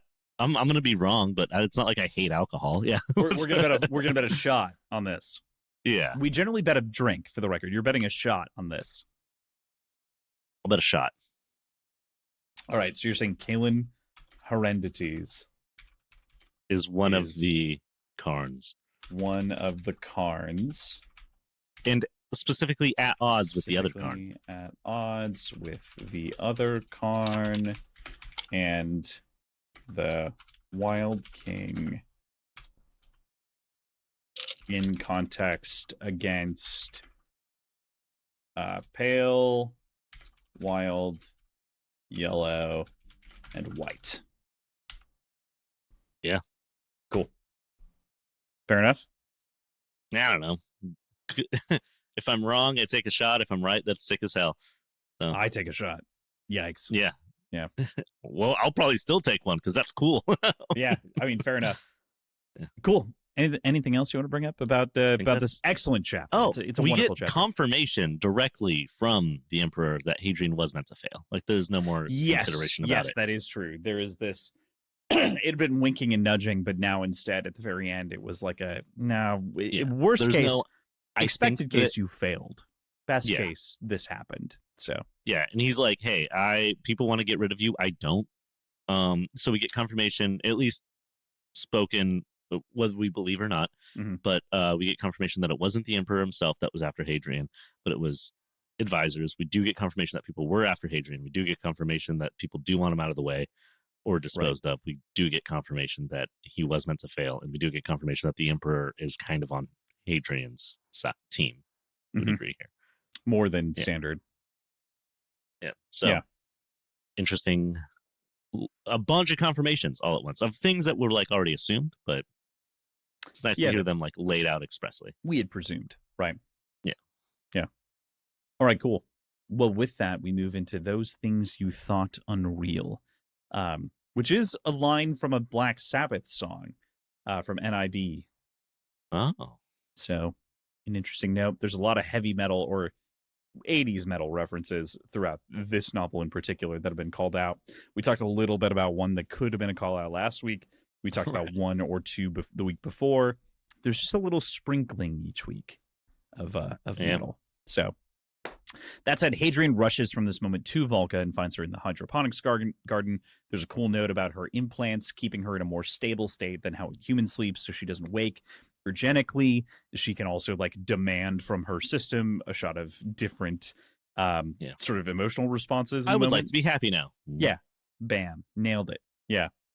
Very interesting sort of switch in a lot of ways that makes me also contemplate the way that Volca reacts to things in a very different way that we were unaware of up until this point. She has a deeper sense of control over her emotions and what she experiences than the average person does, at the very least. But he immediately tells her about the council and the princess appointment and what's going to happen, and she just smiles and is excited for him, which is very much not something he expected, and he's shocked by this. And that's because to her, this changes absolutely nothing. And this leads to a complex set of feelings that we'll spend the rest of this chapter in this conversation evaluating from Hadrian, mostly. With that like regulatory note, which I think is just such a cool mechanic, such science a cool fiction idea, science fiction, to be able to be like, hey, I am like, it is like extending my fingers and making a fist to add certain emotions to like chemical levels, like your autonomic functions. Right? I need I need adrenaline. Here it is. Super cool. Also, we dive in a little bit here from that just like reaction that we get with Valka into getting to know a lot more about like Tavrosi society. Yep. Mm-hmm. Very interesting takes, like such a interesting society whenever we learn how like love, relationships, and connection work in Tavros. Mm-hmm. That children also add to Valka a lot and really make you kind of understand how she is, because you think all the way back to Empire of Silence whenever like Hadrian was so broken up whenever he saw that like a bed servant was leaving Valka's room, but like to Tavrosi people it's just like love and connection, intimacy, all of that's so disconnected from everything else, how they think about it in the Empire, mm-hmm. which the Empire is also all fucked up. That's all like regency, political marriages, but it's such extreme ends of the spectrum, I think, that we get to learn about here, and it's interesting to say the least. Absolutely, especially like considering we've previously explored, I think the Howling Dark does a pretty good job of talking through a lot of like different like sort of gender ideology and some thoughts there, right, in a bunch of different contexts, with Hadrian growing over the course of the novel and kind of coming to accept different things. But then also introducing the Cielstein and sort of the dominance nature of like their relationships that exist. Then we get this picture of what Tavros actually is, which is this sort of this restricted culture where connections and attachments are completely something that people don't do. And so there isn't any sort of associated like long-term anything outside of like communal raising of children and things like that. But like it does it almost feels you don't have like a mother or a father. It's completely different. Where there's like a weird extremity from like Western culture that became the Empire. This almost has like very, very distant like Buddhist roots of like rejecting ownership of things, and like so but it was a really cool dive into this other kind of view of society and like love, connection. There is no marriage in Tavros like as a concept, so like that is like it shows like the immediate like Hadrian wants to get married and have kids. Hadrian knows he can't have kids and won't with her ever, but he wants that and he wants her to marry him, and she doesn't even. She's like, I don't even fucking. We don't do marriage, bro. Like, not only that, I've already been with you too long. Just so you know, like I would be in trouble. I've already broken my people's laws to be with you this long. Is that not enough? Like, right. Yeah. So. Yeah, there are horrific layers to the problem here that they have going on. Yeah. It's like, well, I mean, not to not like in general, but obviously to her culture, right? They've gone way Exactly. Yeah. too There's far. they're debating like nuances of like love and loyalty working off of completely different like rule books, languages, societies. Like, Yeah, I think one of the interesting things here is that like this to me generally feels like more often than not, at the very least in my own life, like a religious sort of take yeah. on the idea as Hmm. opposed to a cultural one. Because I think that like cultural love is a little bit different outside of certain exceptions in which those things are so closely tied together. But the idea here is that the culture is so distant that it's become that sort of like expectation, right? Cultural Yes. socialization is the term that's generally used for like, or political socialization, excuse me, is the term that's generally used to kind of talk about these kind of things. Um, and it's a fascinating analysis as like Volka basically rejects Hadrian at every turn, but she's also like, but that doesn't matter. Like I am still choosing to break my own cultural norms and adhere to yours in some ways, Yeah. like your normal culture, but you want the best of your world, which is not Yeah. the best of our world. I think there's a lot here where Hadrian wants to be understood, but doesn't Mm-hmm. care to take the time to understand, if that makes sense. Like Absolutely. Yeah. he feels like, oh, like I'm so upset about this situation that we're in because I care about you so deeply, but he's not really taking the time or like stepping back to understand her in a way. Definitely. And some of that is because he's an actual romantic in a lot of ways, right? Like Yeah. a lot of the people in the empire don't love for love. And so this feels very counterculture. For us reading this, that feels very kind of normie almost, I would say. Yeah. Yeah. But given the context of all that we've experienced from Hadrian's perspective, um, this is very counterculture. Like people Yeah. don't settle into relationships like this within his social strata. So he wants Definitely. Yeah. something that is both counter what he's seen within his own parents and everyone else that's around him everywhere, but also something that's counter her culture and just feels Of like it's course. Yeah. practically impossible to reach for. Yeah. And it comes into this weird spot where like it feels like Hadrian, man, I don't know how to express it. There's something here where it feels like Hadrian is missing the fact that Valka being here is like the level of romance he's looking for Mm-hmm. already. But he Absolutely. can't He let can't wrap himself, his, yeah. yeah, he can't let himself like step back and realize that the romance that he envisions is like different, and that commitment that he's looking for, what he wants out of marriage outside of like children Mm-hmm. necessarily, which is like the big thing that gets brought up here in this chapter, that's already been done. Like that's already there's already that connection, and he's just like not willing to see it because he's looking at it too much through his own lens and not willing to like let himself view this relationship through the lens of his partner. Yeah.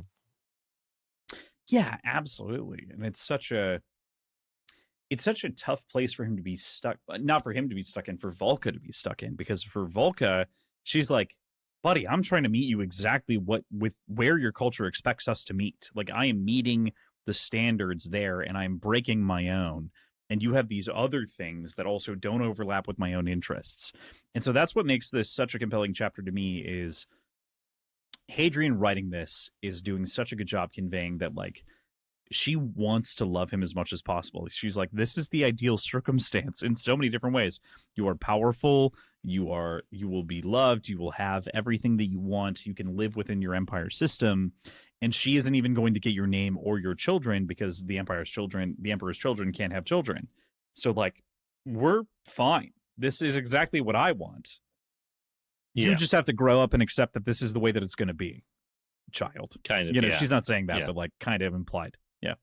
Exactly. No, I do agree, and I think that there's like just such a. I think Valka's legitimately trying to like explain it and then also understand it from Adrian's view, but like Adrian is just so wrapped up in his own romanticized version of what he thinks Expectations. he Yeah. wants. Yeah. So Yeah. Yeah, it's tough. And I love the line that kind of Volka practically closes out this chapter on where she says, I think we might be barbarians in Tavros too. Like, because that is saying her on the opposite side, like we should be allowed to invest emotionally in people in a longer term, right? Like we exactly. should be able to do that if we want to. And so there's a good toss up there to like kind of throw it back in Yeah, a lot of ways. exactly. And it's barbarianism in two far different directions, you know. Yes. Yeah. And it's you know, it's their it's going to be hard, but it's their thing to work out what the middle of that is, what how it works from two completely different cultures. But this is a really interesting like chapter from the perspective of like navigating relationships and all of the kind of intensity and confusion that comes with it. Yeah, and they like don't land. What's fascinating to me and what I love about this chapter is they don't actually agree at the end. Like, there's No, still, yeah, outside of like Volca accepting what's going to happen with the princess, you know, there's nothing else that happens here between the two of them that seems to level this out at all, outside of Volca being like, I'm okay, I've already accepted all of those things and that all of these were going to or weren't going to happen. So yeah, stop placing your expectations on me. yeah, yeah. It's which makes it feel like a more real conversation in this area because Yeah. things don't get resolved in a talk. You know, they get resolved over days and months and years. If I've ever. heard some people complain about Volka's characterization in this book series, and I lose my mind every time I do because I'm like, Valka's like one of the best characterized she, characters she might, here. she like Yeah, if Hadrian had less screen time, Volka would be a better character for so many reasons. But like, yeah, oh man, if this were written in third person, I'd be rooting for Volka the whole time, practically, exactly. you know. Yeah, But yeah, 100%. man, yeah, it's good. It's good. Anything else in this chapter? I think we did a good job kind I of think that tearing this down. that's all I got for that Yeah, chapter. I'm gonna grab myself one more pour, and then I'm down to yeah. jump into Cut, cut, the cut. first steps. Perfect. Cool.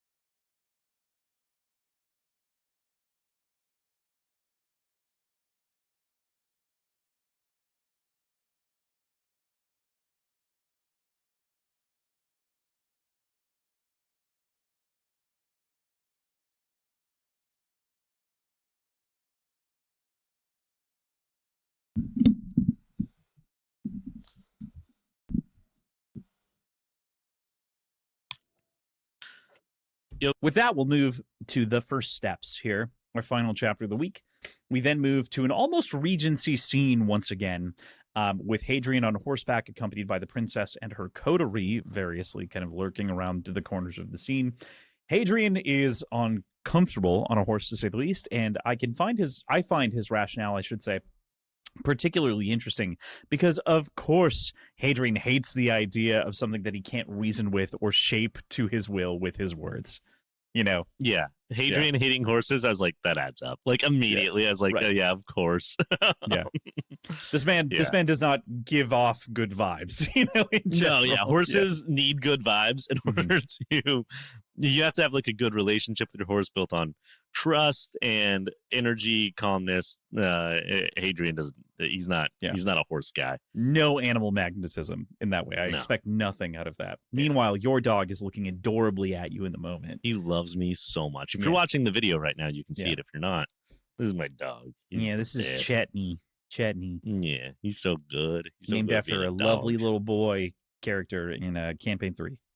Yeah. But yeah, so obviously Hadrian not good on horse. Not surprising though. Hadrian seems like the type of guy who would not be good on horse. Yeah. Master manipulator. Total crazy dude. Yeah. Not good on horse. It's a long ass train horn. I was about to say, it's crazy to me that you're getting train horn in San Diego. I don't know why I didn't expect that, but we have trains out here. Well, it's not that you couldn't have trains, but that is, I assume, is it like an industrial shipping train? Is that like, do you have like railroad crossings? We have robust public transportation. No, I live right at the trolley stop. Public transit. It's public transit that would be honking the horn. Oh, well, I think that one was so there's commercial. Multiple trains. So there's the coaster, which goes up and down the coast. There's the Surfliner, which goes all the way up to LA and back. And then there's the trolley system. And then there are occasional like freight trains. I'm guessing that's a freight train. All right. That sounded like a freight train to me, which is why I was like, I didn't expect freight trains is maybe what I should have said. For some reason, whenever you said it, I was like, I didn't expect you guys had rails. I know that you have rails. I know that the not trolleys only are big the out East there. Coast has rail systems. No, well, I'm from the Midwest where it's only commercial, it's only freight trains. But yeah. Like you live in New York for 1 year and you're like, hey, you guys know about trains? You guys got trains? We also, I'm so proud of you. Mostly only have commercial because like the, or freight trains because the Amtrak system doesn't quite reach all the way down to Wilmington, but it's supposed to by 2029.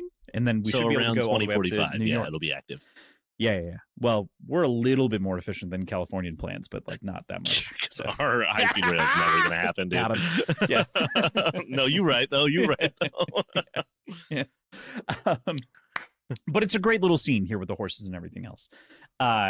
They do race along this ancient forest on this sort of insane cloud city in so many different ways. Like the layers of like fantasy that Rockio is stacked on top of us, and if we forget about it, it's very easy to, because he doesn't try to belabor the point by re-explaining exactly what we're in, but we're on a floating city over top of this crazy planet in this forest with trees that were stolen from a different planet that were maybe stolen from Earth, from England, and he responds that he's always in his own head, and not used to her company because she's such a flirty, cute lady. All told, she's got a really warm and lovely personality. I do really like Selene, obviously kind of ragging on her a little bit comparatively. She also has a lot of questions about his adventures. I don't know. What do you make about like her conversation here with Hadrian? It's, I think she's the type of person that was raised to know that she will have to do her duty for the crown. And now she's kind of been presented with this is a political marriage that I think she's aware of the pairing, obviously, and could do worse. And like she's doing what I was saying Hadrian should have done back in Borosiva, been like making the best of it. She's like, oh no, he's like a hot war hero. Yeah. And maybe a little introspective. Like, yeah. Exactly. She's I don't know if it's a pairing she would have chosen for herself. Maybe she did, maybe she didn't. But I think that it's nice to see her be interested and cognizant, and like she's asking questions about him, and like she's present in the situation. She's definitely breaking down his walls here, like very clearly from the last chapter where he's like, I don't want it. So like, he's like, I kind of think I want it. She's good at what she's doing, and she's charming and she's fun.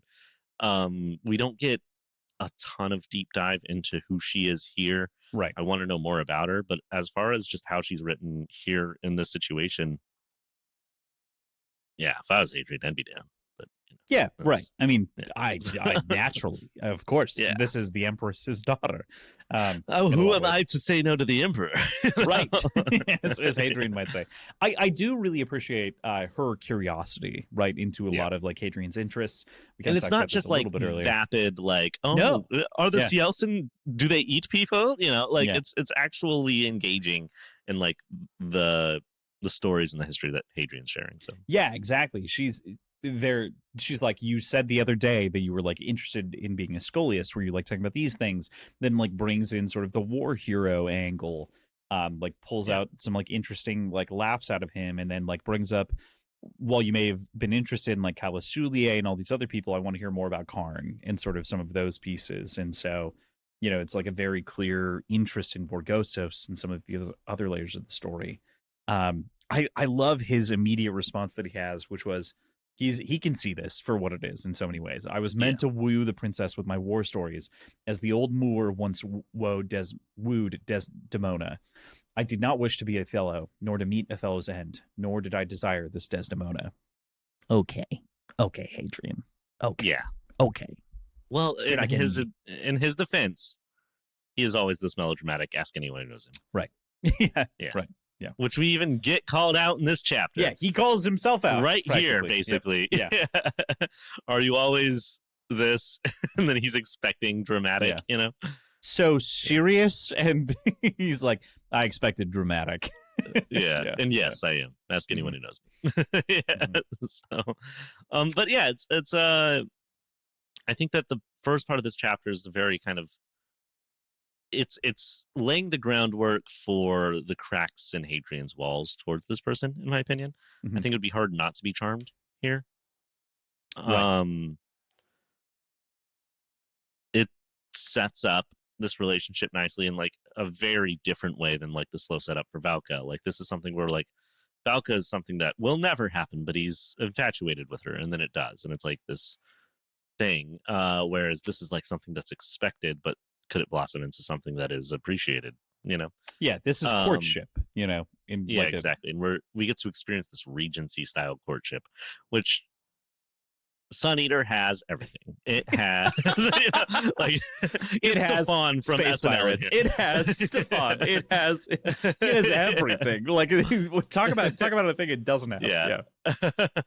It has human AI. What's that? Well, it's that thing where you just take a bunch of people and you put them in a pond and make a meat soup that transmits with data hands? through the universe. Yeah. Right. The one with the hands? Yeah. So yeah, it's fun to be like, and now we're in a Regency romance. For a second. Here we are. Yeah, for courtship. A little bit. Yeah. And then we'll probably go back to aliens at some point and maybe dive in a little bit into like some horror shit.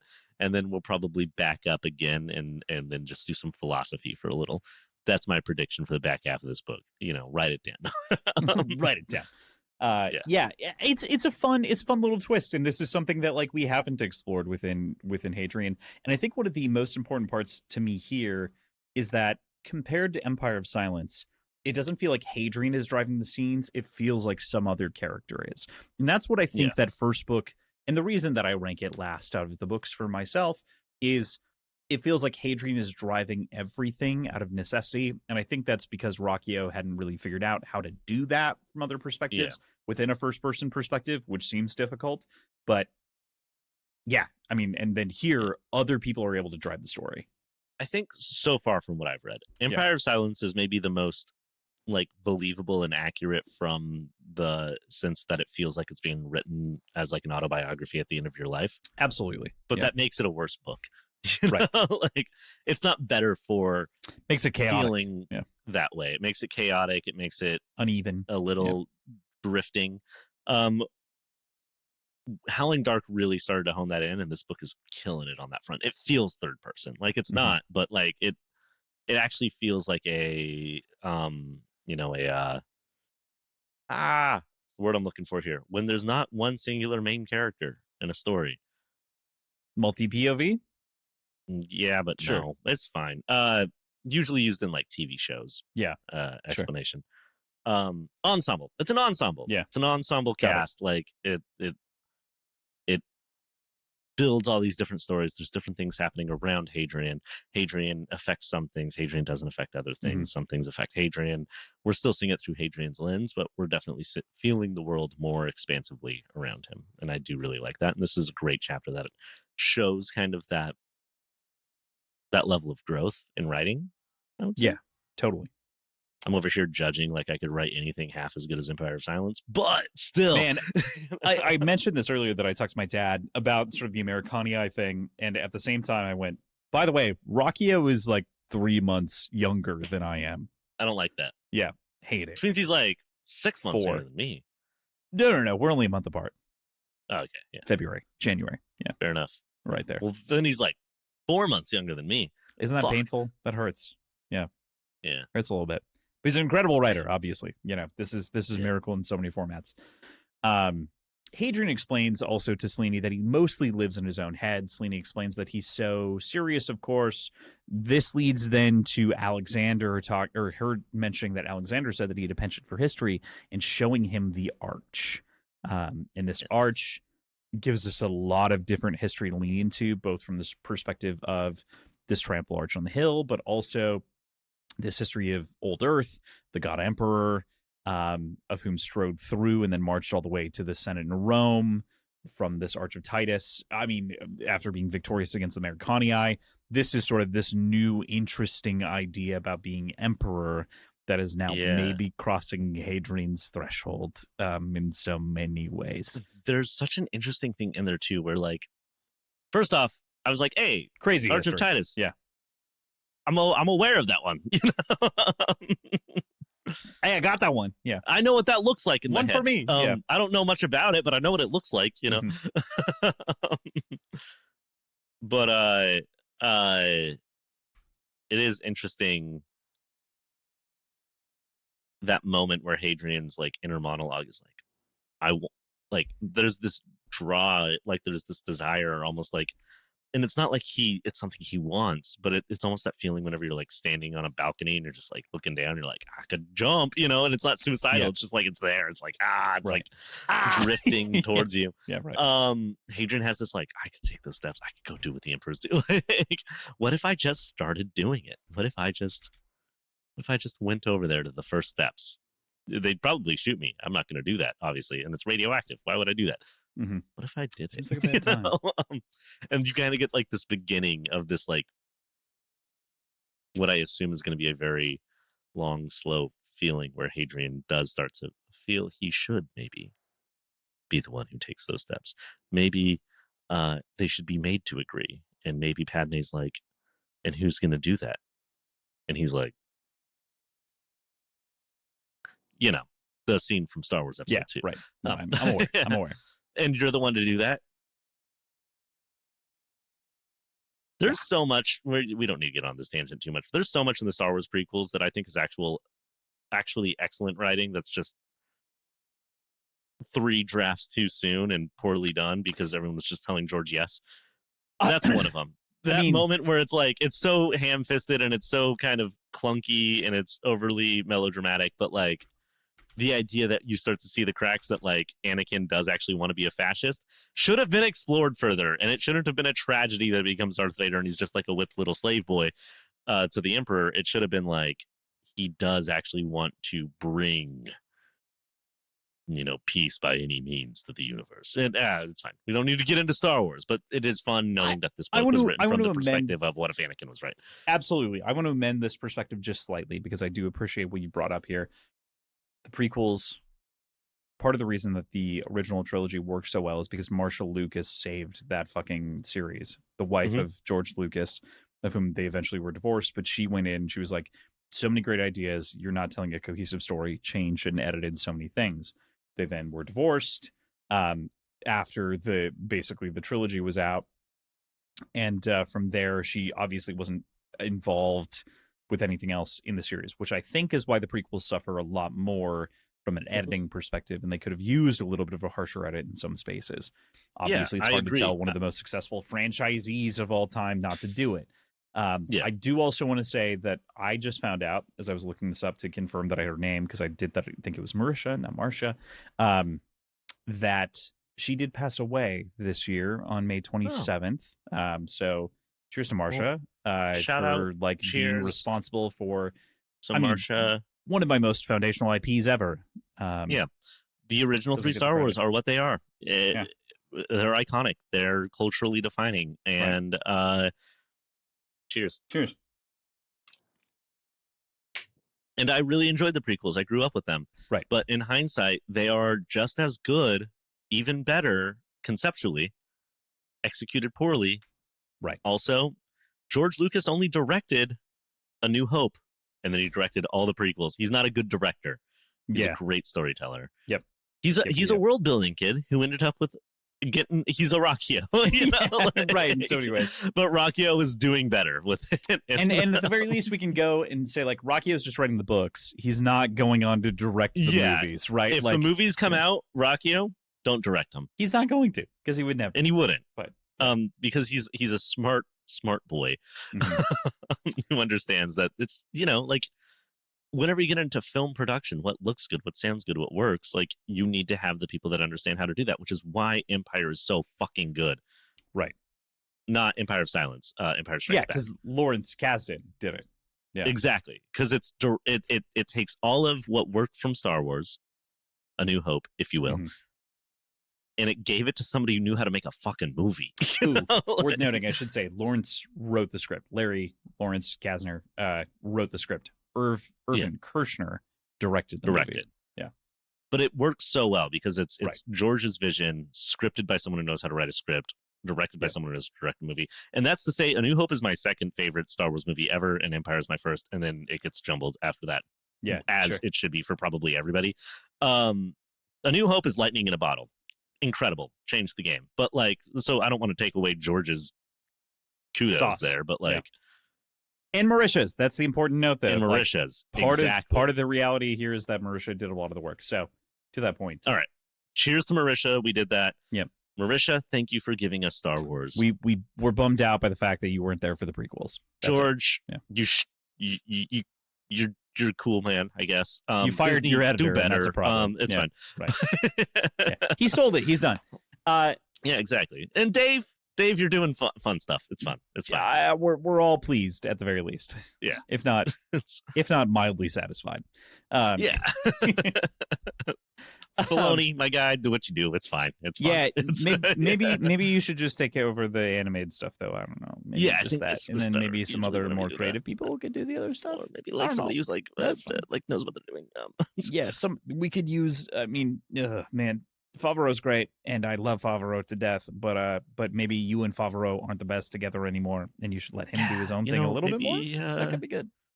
Maybe since the whole Paramount thing happened, if the DC universe doesn't work out, maybe what's James Gunn got for Star Wars? Oh my God, yeah! Please, dear God, somebody give James Gunn a home when that doesn't work out. Yeah, the boy needs a space to play. He's just too good. Yeah. He's not perfect, but he's great. Seeing Supergirl this weekend, hopefully tomorrow. I'm really excited to see it. It's my game plan. Early reactions or Millie Alcock is fucking awesome, and I already thought that from Game of Thrones or House of the Dragon. I don't know if it's gonna be as good as Superman, probably not, but be tough. It's gonna be really good. It'd be tough to be as good as Superman. I'm gonna enjoy it. For me, but exactly. With my hair curling the way that it is. The current DC universe has the opposite problem of the past one, and it's that their first movie was so fucking good. Right. Where do you go from there? You know. Well, Man of Steel was pretty solid, but I mean, like, not. Ridiculous. Well, yeah, I think Man of Steel was one of the better movies in that universe. It's entirely, Whenever I saw Man of Steel, I was like, "This is pretty good. I can't wait to see what they do with this." Right. Whereas right now, I'm like, Superman, fucking perfect. Yeah. No notes. Everything else is going to be tough. Yeah. Yeah. So, anything else on the Triumphal Arch and sort of the walk and the steps that we get here? I think Hadrian's got a thought forming. That's about it. A thought forming. He doesn't realize his thought is forming, but his thought is forming. Okay. All right. Yeah. it is ominous. It is setting the future. There are people honking horns. I should have closed this window. Nah, it's fine. I'm sorry. I can't hear it on this side. It's Okay, probably cool. fine. Also, all that'll get filtered out, but except for the train horn earlier. That was loud. I've lived here for 2 months now, and I've never heard that. I was like, what the fuck is happening down there? That's crazy. So that said, after this sort of scene at the arch, runs off, we get this. He gets suddenly approached by Krim, of whom is basically like, hey, and he kind of whispers in, and he's like, something bad has happened. And Hadrian immediately jumps to Valka, being like, God damn it, of course, there's something. Well, Krim also, my guy, you choose the order of your words. Right. There's been a murder. What There's happened? been a One of the murder. Housekeeping people. Yeah. And Valka, she's fine. She's fine. Yeah, she'll be okay. Yeah. One like of our the soldiers got killed. Yeah. Yeah. Are you an Arrested Development guy? Have we talked about this? Yeah. I think we have. Yeah. He's like the doctor from Arrested Development. Like he's gonna be all right. Oh, thank God. That's an interesting answer. What do you mean? He's lost his left hand. He's gonna be all right from now on. There was an attempted murder. Someone died. What happened? Dr. Ondara, she. Bro. Hadrian does almost blame it a little bit on his Jadian nature in the way that he approached the sentence to begin with, because he does kind of he goes and he's like, all right, so he's got a little bit of drama to him, and like says the words in Jadian, Dolophin, murder, my lord, which is what that means, and then which I assume is murder, my lord, is what he's saying, but he's like, Jadian, murder, my lord. There's been a murder. Yeah. We find out about this knife missile that murdered someone else that tried to distract. I had to rewind that because I was listening, not reading to this last one, because I was like getting set up for this. I finished this section right before we started. Right. But I had to rewind that like 3 times. I was like, does he say? What did he say? Knife missile? Did he say knife missile? A knife missile? Like I was like confirming. It's like a knife missile. That is for sure what just. And then I had to pick up the book, and I was like, knife missile. That is a thing in Dune, and that's where like the term kind of originates in general. This idea of like a short range sort of thing. So, you don't really see it. I don't think at all. No, you do see the drone, like the very small thing, which is intended to be the same, like the drone or whatever. There is a knife missile in the Dune movies, but they never say the words knife missile. Yeah, that's the intent. It's the same thing. So do you think possibly that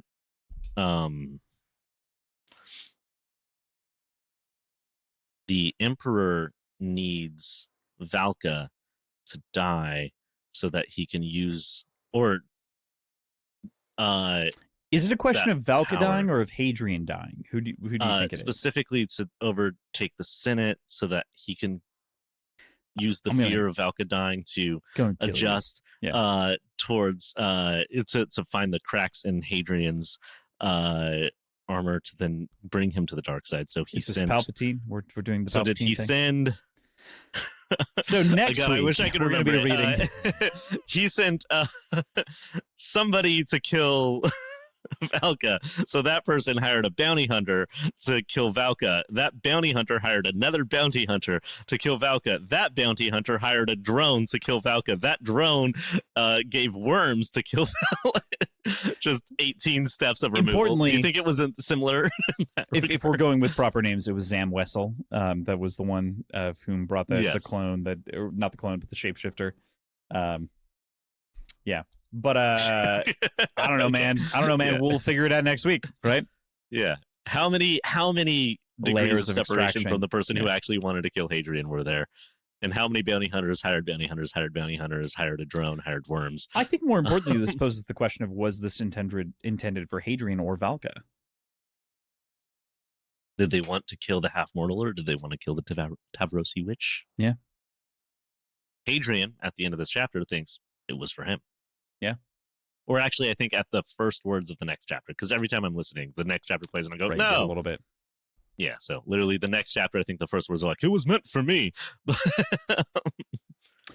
That said, next week we are reading Blade Without a Handle Through Along Comes a Spider. Another like similarly length section. Should be very fun. Both that sounds all very Assassins-y. It sounds very Assassin-y, doesn't it? And that's especially... Did we just go from Aliens to Alien to Aliens again over to Pride and Prejudice, and now we're in Murder on the Orient Express? It kind of maybe feels like that, isn't it? It's worth noting that are we going straight into a whodunit?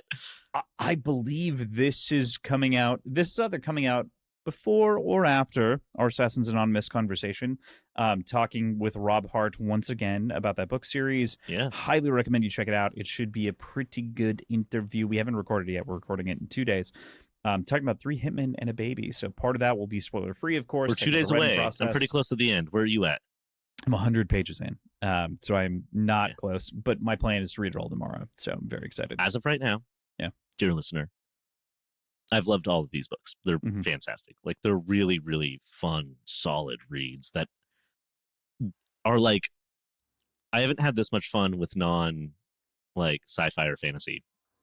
And I guess like it's a little out, like it's fiction. But you know, it's like, I haven't had this much fun with this type of book in a long time. And I think right now for me, it's better than Medusa. And I liked Medusa. Hell yeah. Okay. But I'm really where we're at right now. There's some kind of scene setting and tension building for where we're gonna go at the end. And goddamn, I'm really in it. Cool. I like Sick. it. Yeah. I'm just like past inciting incidents and like very excited for where it goes from here. Yeah, so. You're probably right around like we know what's been asked of Mark. Right. Yes. Precisely. You're right on it. Yeah, very fun. Highly recommend you check it out.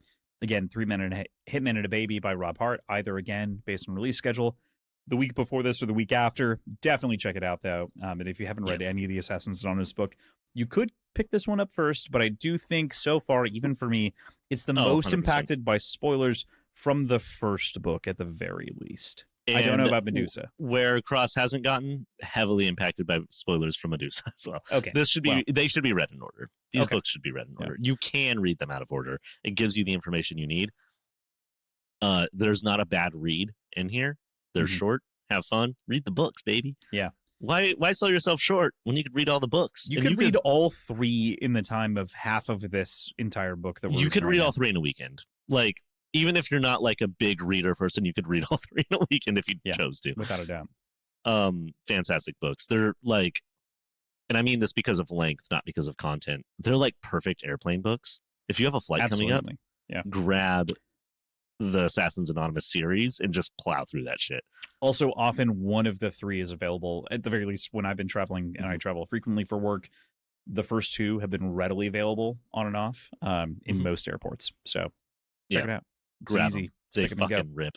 They're so fun. So good. Audiobooks also great in both cases. So yeah, actually very, very well narrated. I think this 3rd book has the best narration out of the 3, in my opinion. Neil Thorne does a killer job as Mark, and I forget who does Astrid. But she also does a great job. One complaint, and we'll talk about it when we get there. Cool. I want a Booker POV chapter. That's it. Maybe it happens, but it's not there yet. Well, we've already talked to the man, and he's already told us that we're getting a Booker POV, perhaps. But it hasn't happened yet. I think he spoiled that for us in the Medusa book interview, because he'd already written Medusa, this one. He'd already started the 4th, and he said, "Yeah, you will." He but said, "Just chill." POV so bad. Yeah, yeah. Okay, so again, refresher. Next week that we're reading this book, Demon and White, continuing the series, Blade Without a Handle Through Along Comes a Spider. In and around this podcast, you may also see an episode in which we're interviewing and talking about Rob Hart and 3 Hitmen and a Baby in the Assassins Anonymous series. So much to talk about when we get there, but those are kind of the current, ongoing, upcoming episodes that are interesting. And you're going to want to watch the Rob Hart one, because that guy is so cool, he intimidates me a little. So. he's the best. You know, I've gotten drinks with him a couple of times, and it's always great. So that said, thank you for listening to this week's podcast. You can find us on social media, Words and Whiskey Pod on Instagram, Blue Sky, and Threads. If you'd like to reach out to us directly, feel free to shoot us an email, wordsandwhiskeyshow@gmail.com.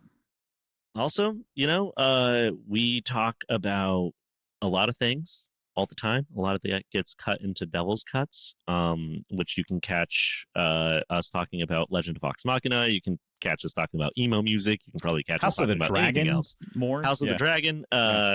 definitely Night of the Seven Kingdoms. We talk about that too much, and that's not even airing right now, but it's just better. You can hear all of our opinions on pop culture and things and other stuff if you check out our Devil's Cuts over on patreon.com/wordsandwhiskey. If you enjoyed the tangents and wish that they were focused, that's a good place to go. Yeah. If you've ever been like, these guys should stop talking about books and just talk about whatever they're trying to talk, whatever they end up talking about instead of books, that's where it is right there. Yeah. There's also plenty of other things. There's tons of content over there. Go check it out. Cool. It's raring to go. I almost didn't do it. God damn it. You teed yourself up, and I was like, is he going to do it? Also, beyond that, leave us a review on your podcast platform or YouTube of choice. Please like, subscribe, give us that 5-star review, leave a comment, whatever you can do. It goes a long way to supporting what we do here. I have a personal goal of ensuring that we make the minimum threshold on YouTube for viewers, and we're trending in that direction by the end of the year. We've already hit the listen hours. You guys that listen to us on YouTube have already done the hard work there. However, we do need to encourage people who aren't listening to listen. So post on Reddit, leave those reviews, like, comment, subscribe, show the algorithms variously so they can pay us instead of you. Yeah. If you got to get people to hate listen to us, get people to hate listen to us. Yeah, tell like all your families. Like, again, Cullen from Sons of Ares listens to us and doesn't listen to the books, which is crazy to me. He was like, he posted and he was like lawn mowing this time and listening to the boys, and I was like, hell yeah! But also, I want to know like what this book series is like from that perspective. Like it's you know, not only that, because we're longer than the book. When you have a game you love and you're like, oh, I wish I could play it for the first time again. This is that. I'm like, I'll never get to hear this book series from our perspective, right? With zero context. With that, dear listener, there are endings, and this is ours. This is one of them for sure. Yeah, one of them for sure. We've got a lot. Cool. Rad. Dope.